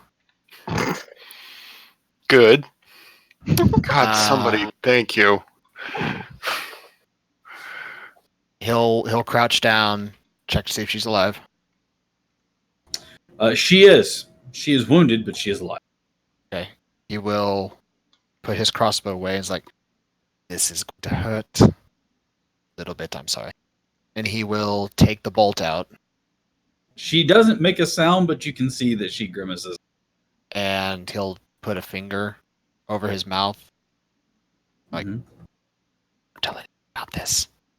And he'll put a hand over the wound, and his hand will glow. Mhm. His palm will glow, and he will use healing hands on her, heal her. Okay. On him and sort of seal the So wound. basically, the way I like to describe lay on hands is that you have like a pre-made poultice or something Mhm. that you can put on top of it and kind of like mend it into the wound, and it mends it, binds to the wound. But anyways, I like what you did there. So you healed her. I'd say would that be for the Azamar racial healing? Yeah, any of it, Okay. like the class feature for the paladin with the lay on hands. That's what the bandages are. All right. All right. That is your turn then, Ezra. I'd like to bring this boy for a walk. Where are we walking to? Back to the camp, or back towards the people where the camp is. Right now, he's at your because he did Okay. not escape. So you can frog That's march true. his ass back as far as you want to. Hell yeah. I'll go back 20 feet. 20 feet. Okay. Just 20. All right. You're maintaining that grapple on him. Yes. So that's fine. We're going to go to Tangaroa. There are 2 asleep and 2 left standing, and 1's grappled. And how far away is the one that is not being grappled? from me The that two is that are standing. not being grappled are 35 feet in that direction, and the other one is 25 feet in that direction. There are only 10 feet between them, but they're a little bit catty corner. Okay. But you said there's one that's 25 feet from me? Yep. Well, Outlined in fairy fire. Steve. let's.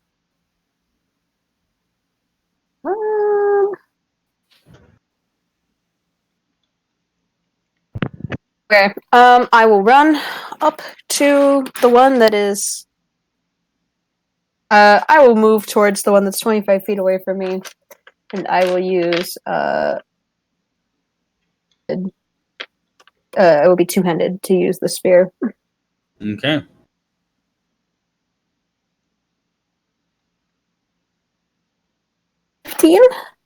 Hit. Okay. Ugh.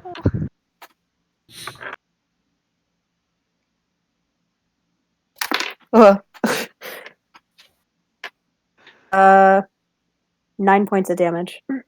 Okay. Was that with advantage? Does that? Do I get advantage? He has Fairy fairy fire fire. on him, so you get advantage on him. Huh. Just roll to see if you get With a crit. Oh, that was worse. So 9 points of damage. All right. All right. Is that your turn, Tangaro? Yes. Yeah, that's it. Mellow. I'll be going to slash up the one that Tangaroa didn't attack. Okay. And I will use my... I'll stick with my rapier. So. Where am I looking? Come on, With brain. advantage. That's right. Got one more. 18. Okay, 18 is a hit. All right. 8. All right.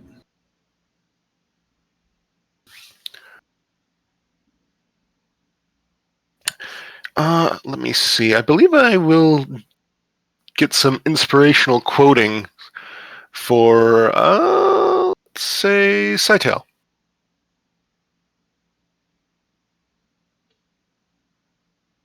I will take it, considering he just gib slapped you. All right. Then after Mellow is Zastar. Is there one in front of me still? Mm-hmm. And he's still doing the glowy thing? Mm-hmm. I still have the And I glaive believe out. Tangaro is standing like right next to you. Yes, but you said we're not doing flanking. No. No, but it's standing right next to I'm still wielding the glaive.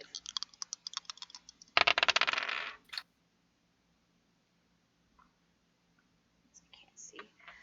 I don't think an 11 hits these guys either. you. No, an 11 does not. Yeah, okay. Well, the glaive is going point down in the dirt. And I'm just going to be drawing the rapier and the dagger. Enough of this nonsense. Okay. She's getting angrier the more she misses. She misses and she's just getting mad. Dull. So she's cleaved out a nice burial spot now. Yep. There is no brush for this guy to slink back into anymore. How many people are there? There are 2 standing, and there are 2 asleep.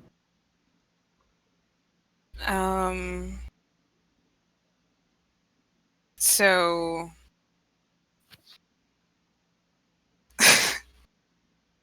who's at who? I'm at one that's awake. Ezra's Ezra- grappling one. Ezra's I've walked grappling. one Yeah. past you, actually.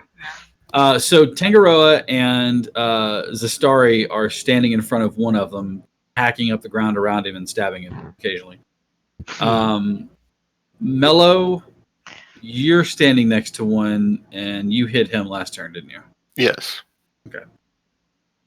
The other two are asleep. And then So there's Ezra three is of just, Ezra's just got him like held up. and no one's attacking that one. Nope. Okay. I guess I'll go hit the one with Mello. Okay, moving over to Mello. Go for it. Mm-hmm. Alright, gotta reroll that. Come All right. on. Let's see. 17. That will hit. Are you using your sword? Using your weapons? Your melee weapons? Yeah, I'm gonna pull out my swords. Thank you. No problem. Should be Did you D6. use advantage to see if you crit, or did I miss that? You do have advantage on him because he has fairy fire going on. Well, So you roll your D20 twice and take the higher of the two numbers. So you had a 17 on the last one. You'd roll it again and see if you get a higher. Nope, the first one was higher. Okay, so go ahead and roll your D6 plus your modifier for your short swords, right? Yeah. Okay. Does the second sword, the offhand one, get the +3? It as does well? not get the +3. Okay. First one is 9. Okay, now you still have to roll to attack with. So, Okay. however, I will go ahead and tell you, you don't have to worry about hitting him again. Okay. He is beyond this realm now. You bury your short sword in him. Instabulated. Cap, you gave Chief 2-weapon fighting, which I means know. they do get to add their Oh, modifier. you're right. I forgot. Because I gave you the 2-weapon fighting, you do get to add your modifier to the second. My apologies. Okay. Moving forward to the one that Ezra was at, use too much of your movement, you won't be able to get to the other one. So, with this one dead, unless you just want to stab his body again, What about the sleeping one? it's too far away for you to move. Okay, I'm good then. Okay. All right. With Dahl, it's Vanguard, and this time, Hawk, who thanks you for your healing, pushes themselves back to their feet, walks over and attacks the sleeping one. The other sleeping one. Oh my god, that's nasty.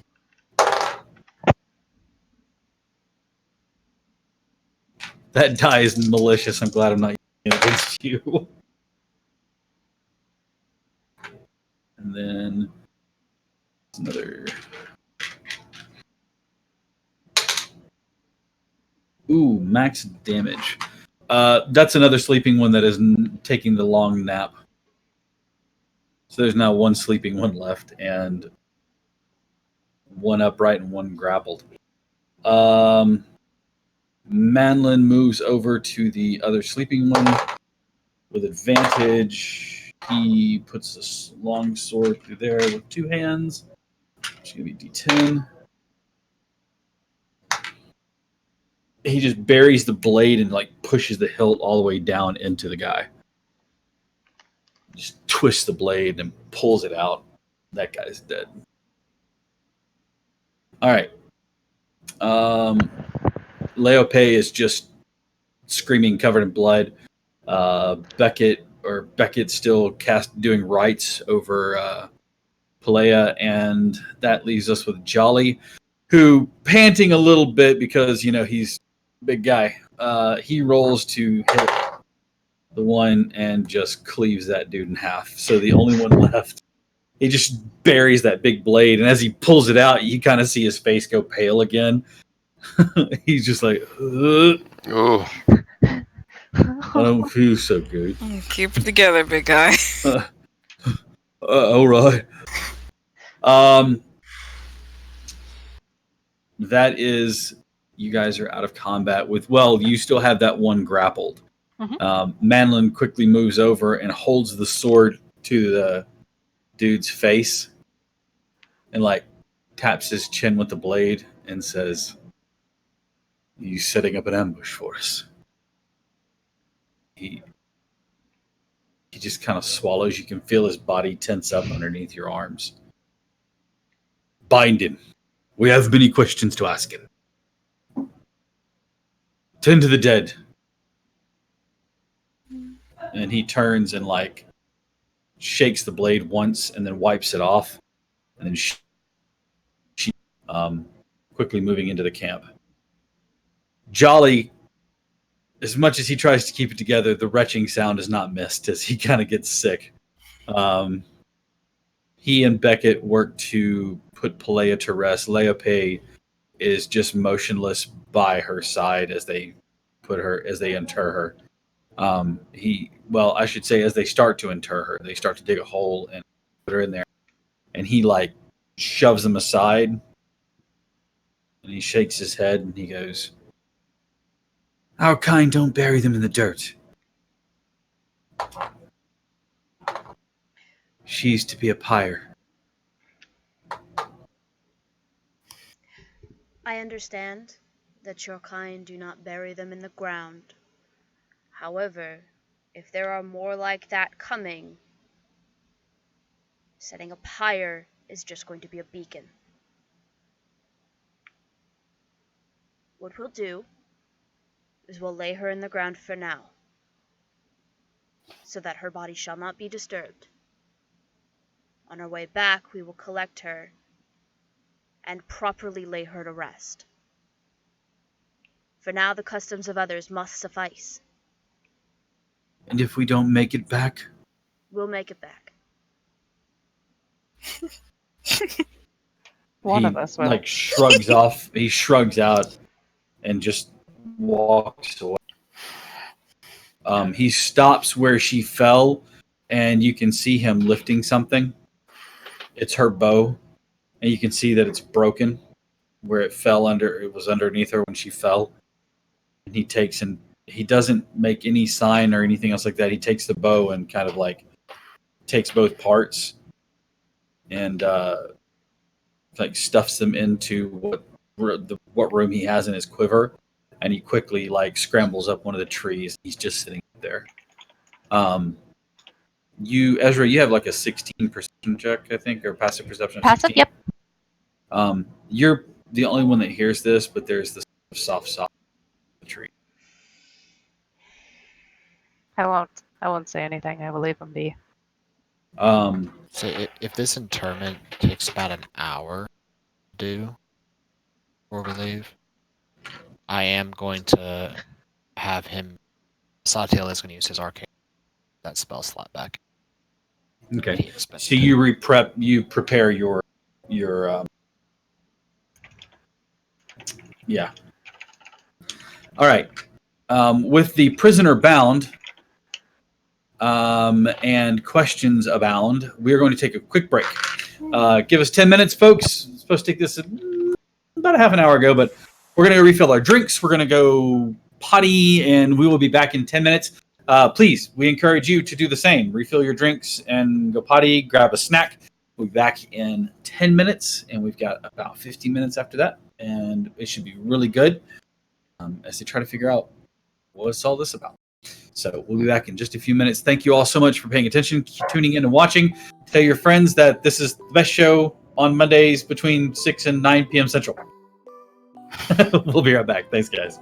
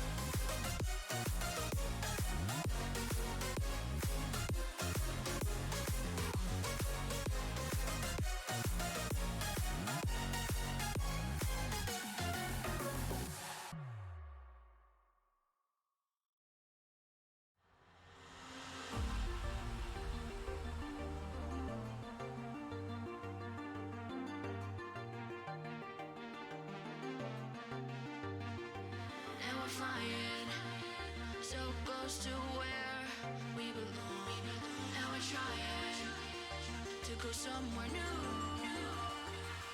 And I try to crack this iceberg open till it shatters through the ocean. I wanna make shockwaves. I wanna make shockwaves with you. Gonna move the ocean current till the waves flood what's been burning. I wanna make shockwaves. I wanna make shockwaves with you. And I know I'm only getting higher till it feels like I can walk through fire. And I know I'm only getting higher till it feels like I can walk through fire.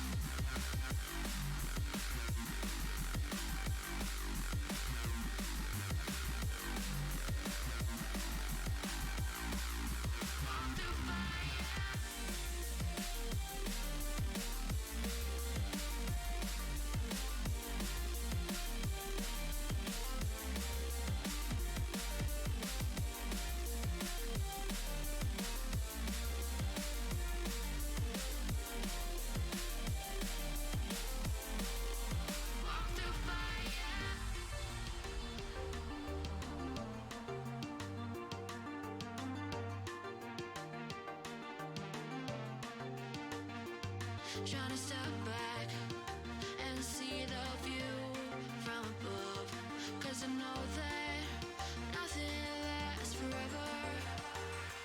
And I try to crack this iceberg open till it shatters through the ocean. I wanna make shockwaves. I wanna make shockwaves with you. Gonna move the ocean current till the waves flood what's been burning. I wanna make shockwaves. I wanna make shockwaves with you. Shockwaves with you. Shockwaves with you. Shockwaves with you. Shockwaves with you.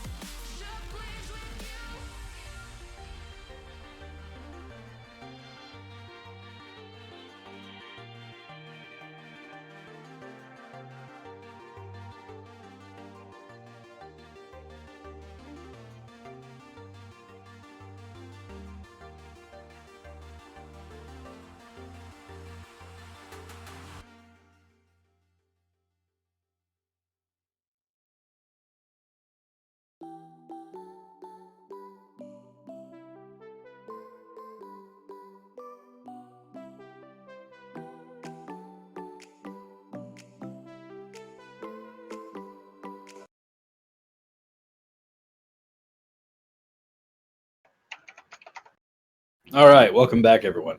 I want to give a huge shout out to Jellyfant104, who has given me some neat surprises that we're going to implement into the channel or into our Twitch channel, and I will figure out how to do that all soon with the help of my beautiful sidekick and protege Maddie, who honestly literally would not be here if it weren't for her, because she's hosting all the video and stuff like that. So also want to give a huge shout out and to Steve, who made it here with us tonight. despite the fact that he is knee deep in meds. So if he seems extra Steve, that's why. Oh no. My true essence is just on drugs? No, just like you turn the punny up to like another notch. So big shout to all of my players who, honestly, I can be a DM, but if you don't have players, you're just a dude telling stories. So thanks to all of you guys for being here, and thanks to all of you for tuning in. And if you would like to support us, we would greatly appreciate it. If you have Amazon Prime, you can link it to your Twitch account, and they give you a free sub. We would appreciate your sub. We also have a Patreon where I talk about world building and things like that. And I do a monthly QA, or at least I normally do a monthly QA. I haven't done one yet because I've been tad busy. But you do get posts from me about how to build your world, starting with how much magic do you want to have in it versus how big do you want it to be, building the structures for the cities, the governments, and things like that. So we would appreciate your support on Patreon. And of course, for free, if you just want to join in and talk to us, we also have Discord. So if somebody wants to give us a bang Discord so we can get the link there, feel free to join into our Discord server. We're all in there, and we are all talking, and we always have players who bring up really cool topics and all sorts of fun things. And if you would like to play a game where I am your DM, I am for hire. Speaking of, Maddie is running games over on Roll20. She is fantastic, guys. She is running our Thursday Night Curse of Strahd, but she's also running some pay-to-play games on Roll20. She is worth her weight in gold, and she is fantastic. Give her your love and support, and play D&D, which is nothing wrong with that. She runs the games during the day, so for those of you who might be overseas or have your daytimes free but want to play D&D but none of your friends are, make sure you look up. I think you have it under Dire Bear Adventuring Company, or how do you have it? No, I currently have it set up just through mine because it was easier to manage without having to go in and out of the accounts all the time. Yeah, that makes a lot of sense. But they are absolutely 100% associated with Dire Bear. Any games I run at this point are associated with Dire Bear. The only time I'm not associated with Dire Bear is when I play on Sunday with the group that actually got me into tabletop role-playing games with Pathfinder. So, look her up. What days are you running those right now? Monday, Wednesday, Thursday. So you have 3 options. 3 options. And they're only going to be running for the month of August because I go back to school in September. But I just got a message from somebody whose group's DM had to do a job opportunity and stop DMing, and they just messaged me, so I'm replying back to them while we're doing this. Awesome. Well, you reply to that. We're going to get back into the story. So, you have a captive. Manlin is more concerned with Avashanti and with the crone. He leaves this to your capable hands. Who's playing good cop and who's playing bad cop? I'll play the ropes that keep him in place. The cuffs. Binder cup? The manacles. You're playing the manacles. He's sitting in my lap. I'm like a seatbelt. It's fine. This isn't awkward at all. He's still tied up in ropes. He's just sitting in your lap. It's only awkward when he leans into it. If he's comfortable, maybe he'll answer our questions. He's in a comfortable place. He just looks back over his shoulder. You complete me. Pushes him off and into a tree. He talks. The hard plant in the butt, just right into the tree. Gunk. All right. Ooh. What questions are you asking him? Where are they? I don't know. Okay, Batman. Where's the blacksmith? Sorry. No. Why are you out here? Did someone send you? Legitimate question. Yes. Better than, where are they? We were hunting.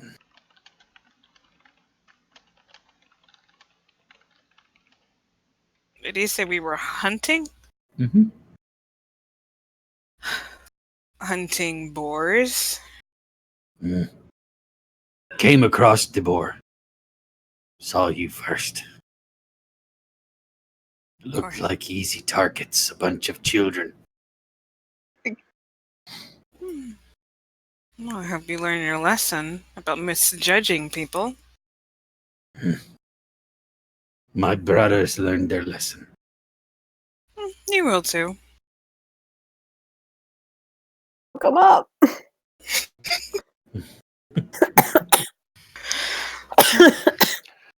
Oh, Hi, I'm what's your satisfied with favorite that. Wasn't that funny?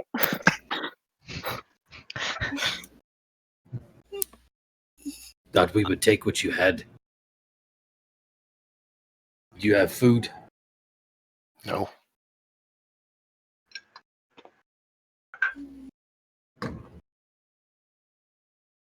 You look like you had money.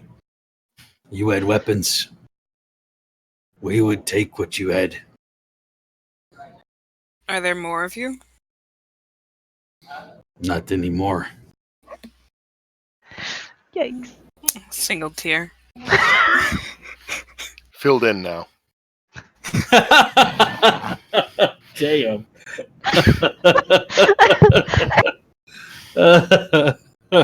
Yeah, can we just get an F in chat for that, please?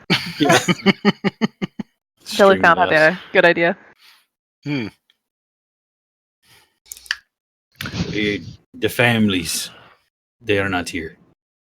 The families are back at the camp. We went hunting. Now we go back. No more. You will kill me as well. Now I feel a little bad for wanting to kill him. He killed a child. I'd say Satiel will come by. He'll sort of like kneel down by Ezra holding the gun. It's like, why does our weapons money matter so much to you? What did you need it for? Sailed them. Get a good price. To who? The people wearing the monkey suits and jumping trees?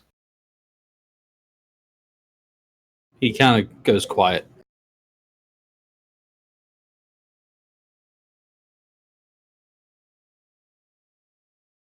Well, we could always. That face be highly suspect. What do we want to do with him? But say I'm gonna, with him going quiet, I'm actually gonna insight and see if there's a why he's quiet, or if he's just trying to avoid saying. Kind of get a feel. 16. He is not divulging the entire truth. You think he's withholding information, as is evidenced by his going silent. Yeah, he'll just. I take out my guitar. You know. Oh. Oh, now you're in for a treat. I like the fact that Eric went, wait. Before we resort to torture. As Satya was about to say that, actually. Just hold on a second before we resort to torturing, man. That's just mean. He just got finished dealing with losing somebody else he couldn't save, so it's not new. He'll just sort of look the guy in the eyes like, okay, look, I know you're holding back on me. I can you have to protect your people. Understand. But it's just you now. So what you do is dependent on whether or not you go back to your people at all.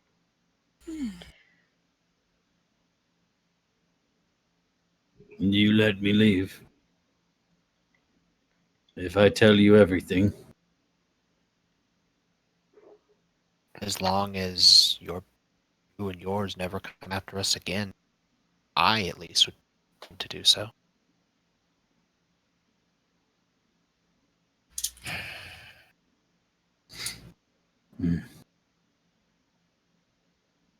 The ones that jump through the trees.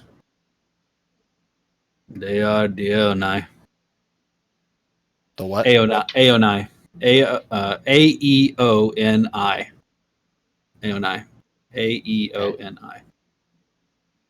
Aeoni.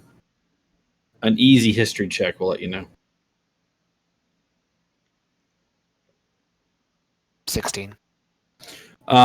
They are a tribe of individuals who worship totems. One of the totems is that of a large gorilla.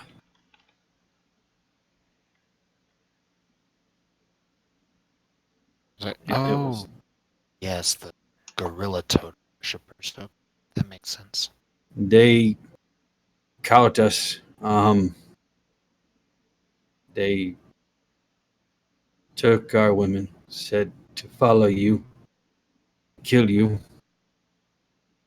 to bring the girl back to them. I see. He'll look up and go, and this tense. Hey, Manlin, What's that, Sage? you're gonna want to hear this. He puts a hand and pats the girl on the shoulder and stands up. He comes over. He has his sword in the scabbard, but he has the sword like in his hand. What's this all about then? Now, what you told me, tell him. They told us to capture you, to kill the girl, or to kill you and capture the girl. The Aeoni. We were going to rush the boars on you and make you scatter.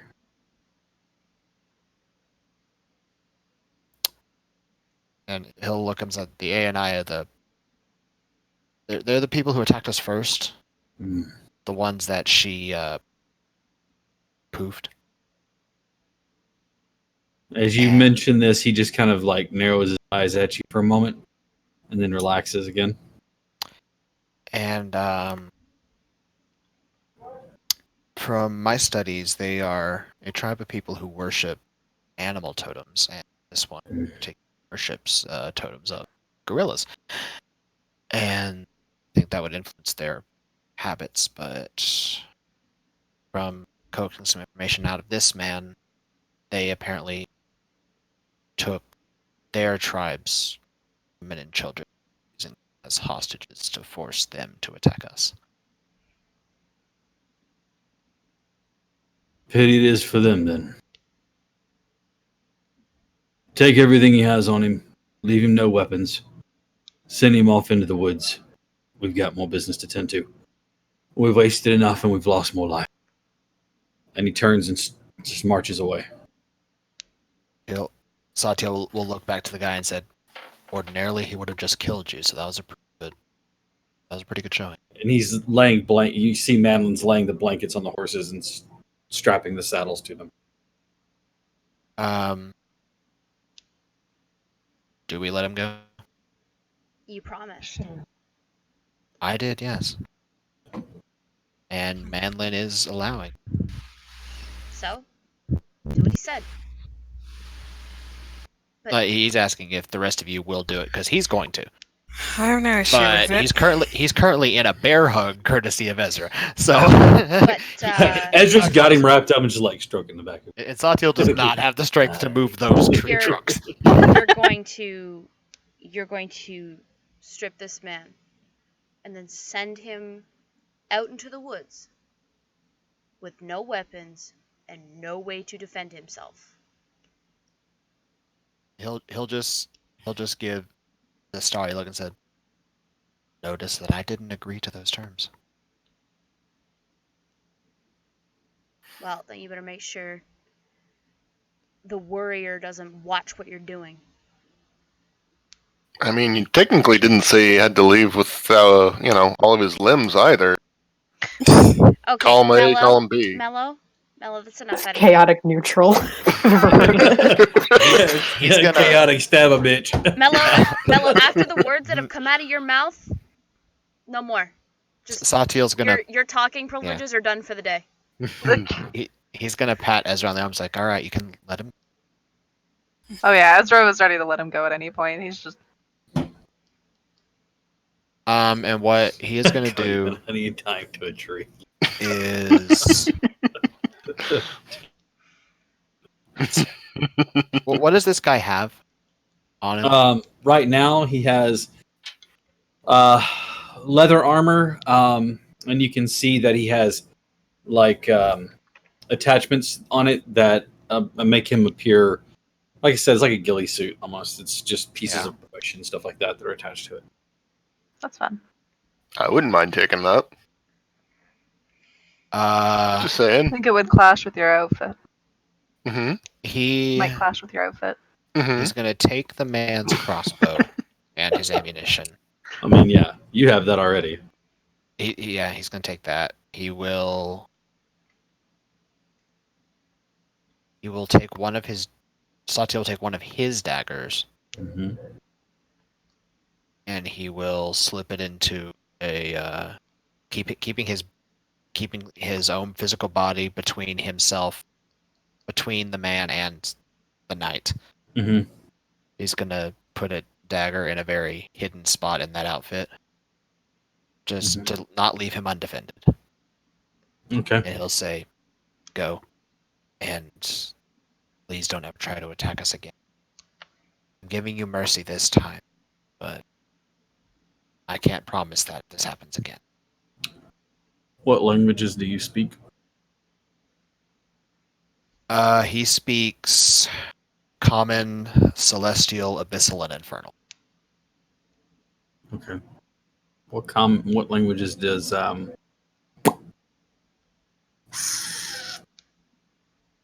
Zastari?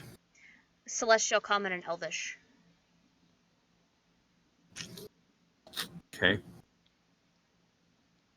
Zastari, he says something in a lilting form that you understand.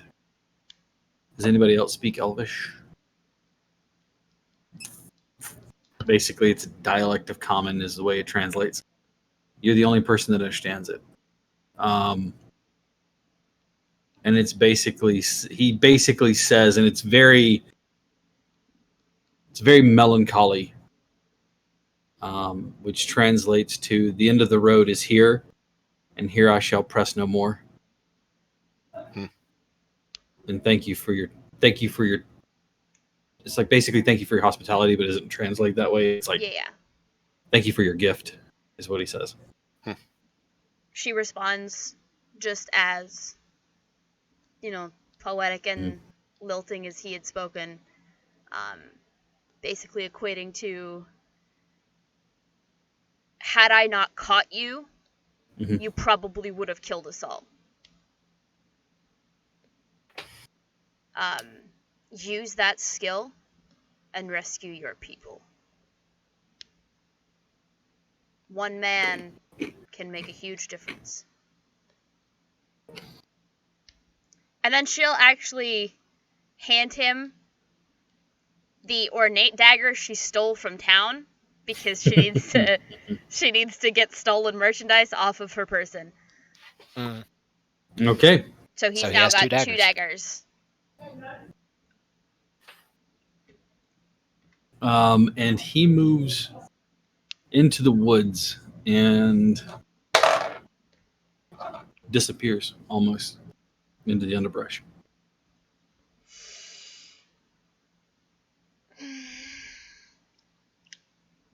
Anybody got some bandages? You're a bit wounded, aren't you? I do. I still have 2 lichen bandages. Yeah, can we handle this? How much are you down right now? I have 4 of 9.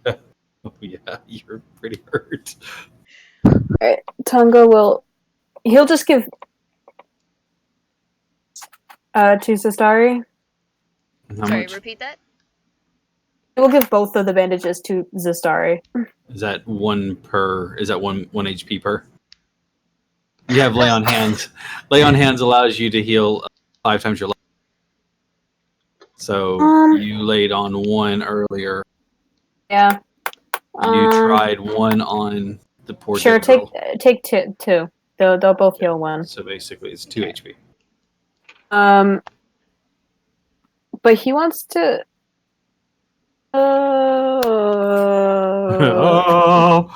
Zastari's gonna take one look at Satiel and then turn to Ezra and just kind of point to see if he'll pull it out because she's really not at a good angle to haul this arrow out of her shoulder. Oh yeah, let's do it. One thing. Finger for the Like finger and thumb. she'll Just she'll pluck hold it out. on to it so he can snap the end off so he can pull it out. Snap it off. Push it through. Yeah. I've heard those instructions before. Wait. And then Be just your look. I don't know what to do with that. Why are you looking at me? she Poke. she doesn't ask for help for this part, and she just very deftly bandages her own shoulder, using her teeth to pull the knot tight. Before she goes over and picks up the glaive and just kind of glares at it for a minute, and then puts it on her back, and takes a look at what the Vanguard's looking like.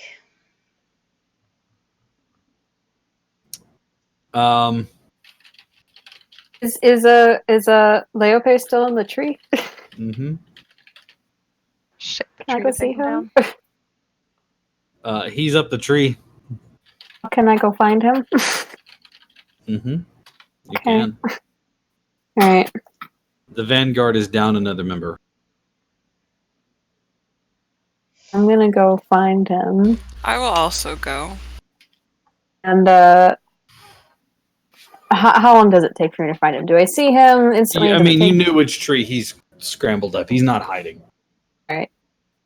As you regather your glow book. So at the bottom of the tree, I'll will look up to him and try to get his attention a little bit, speak a little bit, be like, we do something special for people who have lost. If you would mind. He's sitting with his knees drawn up and his back against the trunk. You can see he has one half of the broken bow, the string still on it, in each, one piece in each hand. You can kind of see his shoulder here and his side. He just kind of looks down at you and goes, "What is it then?" He gestures for him to come down. He swings down off the tree, and you can see that his feet, like I said, they've got almost like what Doll's wearing, where it's just around the bottom of the foot and the heel is open and it's around the calf. And you can see his feet as he slides down and he holds onto the trunk. His fingernails are almost long and jagged. And he climbs down, scampers down quickly. And he just looks at you and goes, "What is it?" So he will kneel down. Stab. I just wrote on the back of my neck.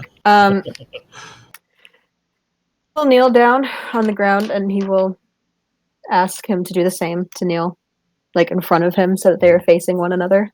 He hesitates, but you see him get down on both. He sort of this is where she died, right? Where we're kneeling? 'Cause this is yeah. Yeah, okay. So he's sort of full of dirt that hopefully doesn't have blood on it. And he sort of hands a little bit and he's muttering in a primordial in his island's language, something a little prayer along the lines of blessing him, and calling out to. I lost her name. Avita, calling out to Avita. He, I don't know if they'll let me do this. He brings his hand up to his face and like gently touches like chest with the dirt. If it's bare. Yeah, I mean, And he says, he has a tunic on, but yeah. Okay. He says, Agarikia. That's how you pronounce it. Agarikia. Fuck.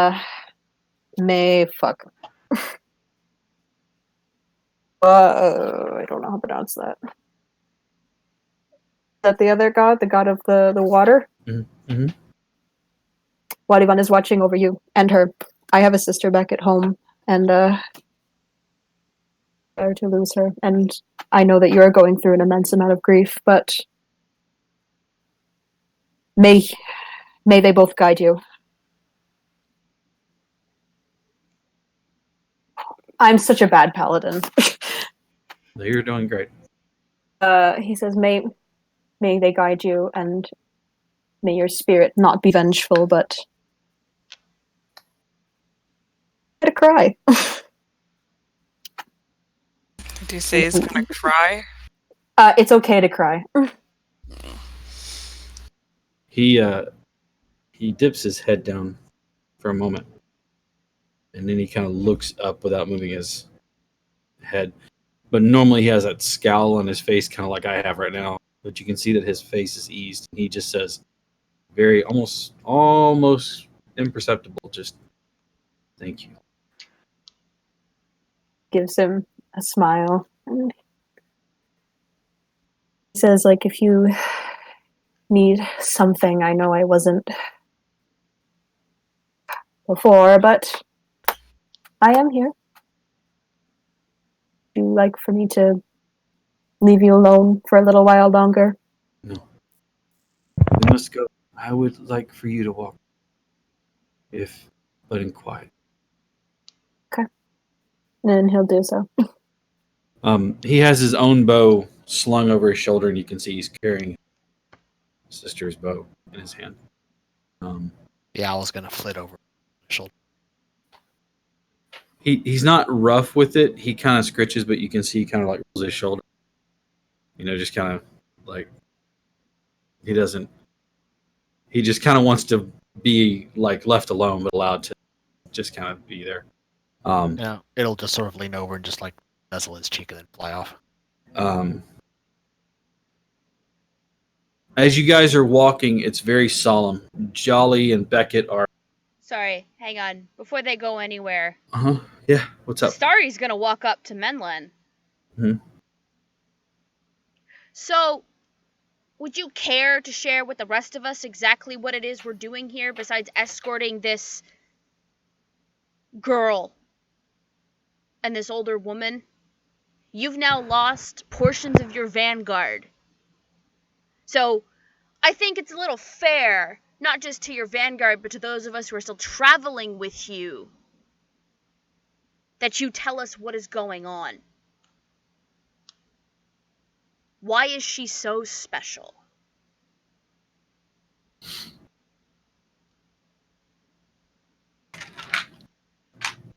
part of the party.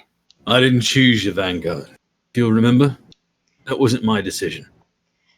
No, but you haven't been more than 15 feet away from that young girl since we started. Because it's my job to protect her. She's my charge, my ward. So again, I'm going what are we doing to do here? my job. We're guiding Is that why her. you volunteered? Why I volunteered is no matter to you. And I'm escorting her to Cormelin. And it's there that my journey will end. Last I checked, you're not part of the Vanguard, are you? Feel free to leave at any time. Good got him. You're going to ask the person who's bled for you every time something has happened here to leave. That doesn't seem very intelligent of you, sir. Or is it, sir? You're not just a simple squire, are you? Oh, this feels tense. Fucking got him. There is a smile at the corner of his lips. You have quick fingers for someone so light on their feet. I didn't ask you to bleed. I didn't ask you to step in line. I didn't ask you to do a damn thing. I don't owe you anything. And I didn't ask you for anything. If I'm not mistaken, did I tell you to step up and bleed? You stepped in front of that. So you would rather have your entire vanguard die? And then the last little Stop. protection. Stop. Get it right. Not my vanguard. That girl is my charge. The crone chose the vanguard. Well, fine. Don't make They're that mistake. Not your vanguard. You're That right. doesn't change the fact that they're still here protecting your charge along with you. And they're dying for her. Their Does choice. she know that they're dying? And he picks the girl up and puts her on the horse, puts his feet in the stirrup. Does she know what crone. she's going for? Have you told her? She knows she has a purpose. And she knows that people are going to die for her. And she's okay with this. Dear, are you okay with this? She looks at you and looks at him and looks back at you, utterly confused. My gods. You have her completely brainwashed. Or maybe she doesn't speak the language. Unbelievable. Absolutely unbelievable.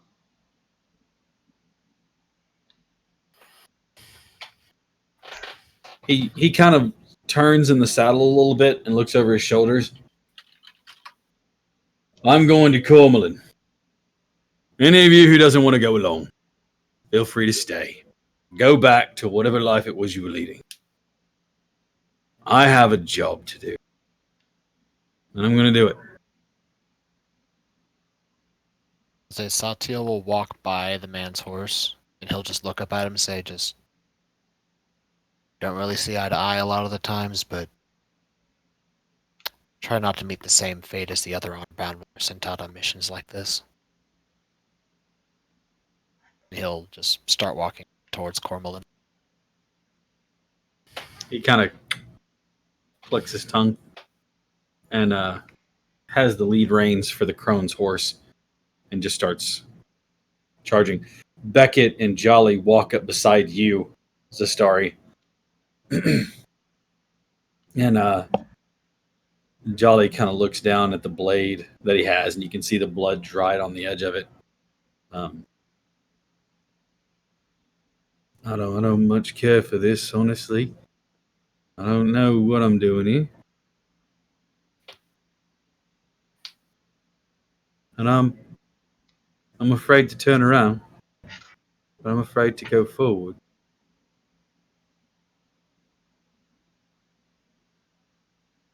And Beckett kind of looks up and down again. Beckett, who's like rail thin, but like nearly 7 feet tall. He's like 6'7". He just like, holy shit! I just realized he's like Ryan. He's he's Ryan. He is.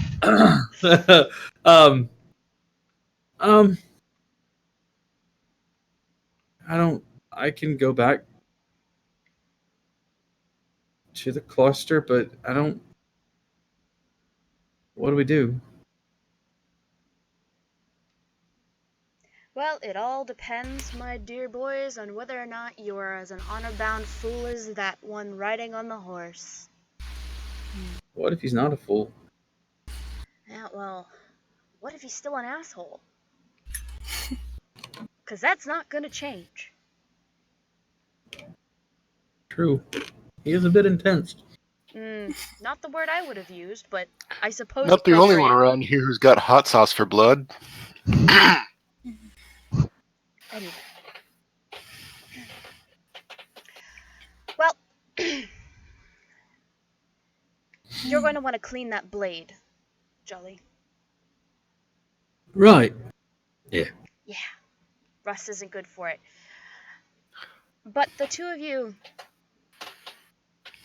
your life should never be more or laid down for some girl that you can't even talk to. And because some old woman asked you to. I don't say leave, but be smart. Her life is not more important than yours. You want to watch another little girl die? I'll just walk off towards the others. Does he mean he wants to kill her? Good. I'm not really God, sure, I hope honestly. not. Good gods, I hope not. But A hawk is walking by whistling.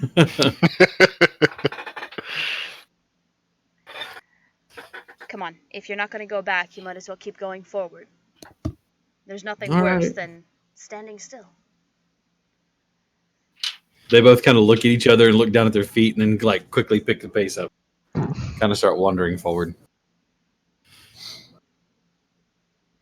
Saltdale is trying to converse with the girl at this point. Okay. What languages are you using? He knows one of the 4 languages he knows to speak. Let's see. You know Celestial and Common. Celestial, Abyssal, Infernal, and Common. She does not seem to respond to any of those. Well, I take that back.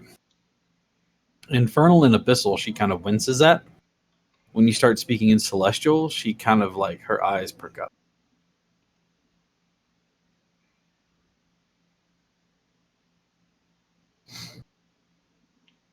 She doesn't respond, but she just kind of like.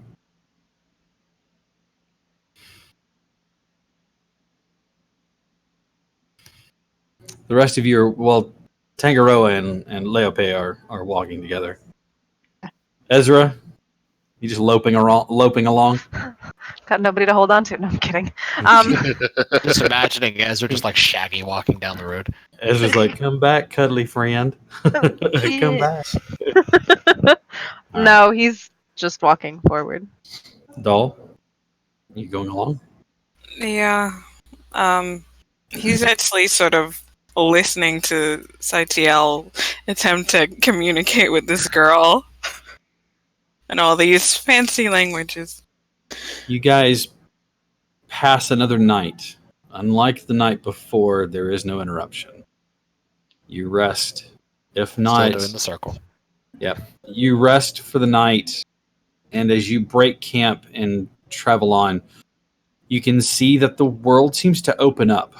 The trees peel back, and you come upon the edge of a caldera. Long, long ago dormant. Green grass now grows in the bottom of it. And as you approach, you can see houses. There appear to be lines in the earth, and as you look, you can see that they are roads that lead around the buildings and the houses. As you approach the edge of the caldera, looking down into the huge basin that's there, Manlin holds up his hand. Welcome to Cormelin. We're almost at our destination. And with that, he descends down the road, heading into Cormelin. And that is where we're going to call it for the night. So, join us again next week on Monday for more of this. But we'll also back tomorrow with science fiction, as Jason is running our Espergenesis game with the Holocaust of the Ekajati. Again, 6 to 9 p.m. Central. All of our times are 6 to 9 p.m. Central Time. So Jason is back tomorrow night with Espergenesis, which is a sci-fi 5e companion thing, and that's the Holocaust of the Ekajati, which has Eric in it.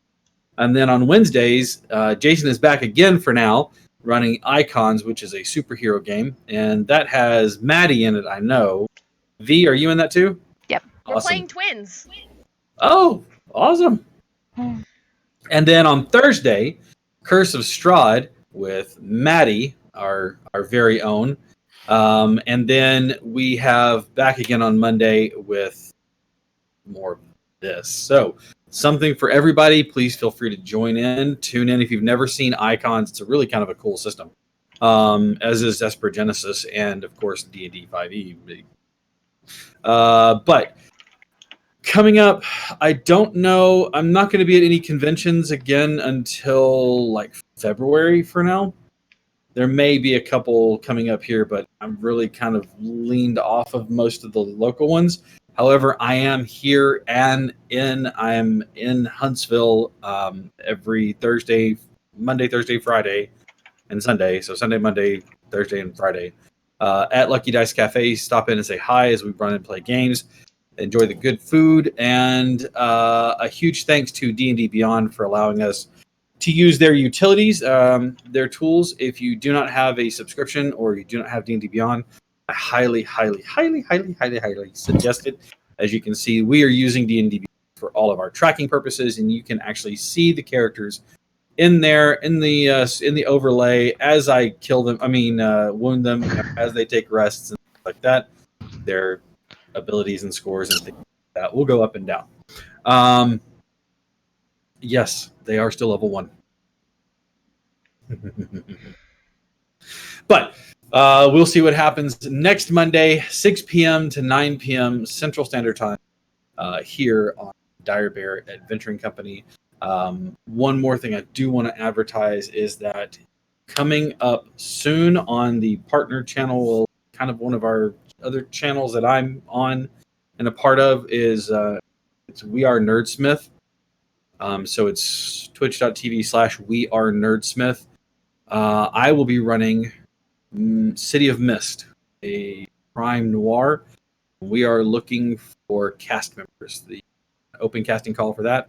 It will be Wednesdays as well. Not to conflict with my own, but not everybody will like that, and not everybody will like this, and so I will run that with them. But coming up in the last part of September, early part of October, they're doing a special event where I will be DMing. It's the Descent into Avernus, the Baldur's Gate tie-in. I will be running games for them one of the weekends. So keep an eye out for that. Go check them out at nerdsmith.org. Again, we appreciate any and all support that you guys provide to us. Thank you so much for tuning in. I would again like to give a huge shout out to my players. We have Maddie, who is playing Zastari. We have Steve, who is playing Mello. We have Eric, who is playing Satiel. We have Chief, who is playing Dahl. We have Molly, who is playing Tangaroa. And we have V, who is playing Ezra. I am your DM, Captain Sack, a.k.a. the Dire Bear GM, a.k.a. Heath. Thank you all so much. We love you guys. Take care of yourselves, and we will see you again soon. Good night, guys.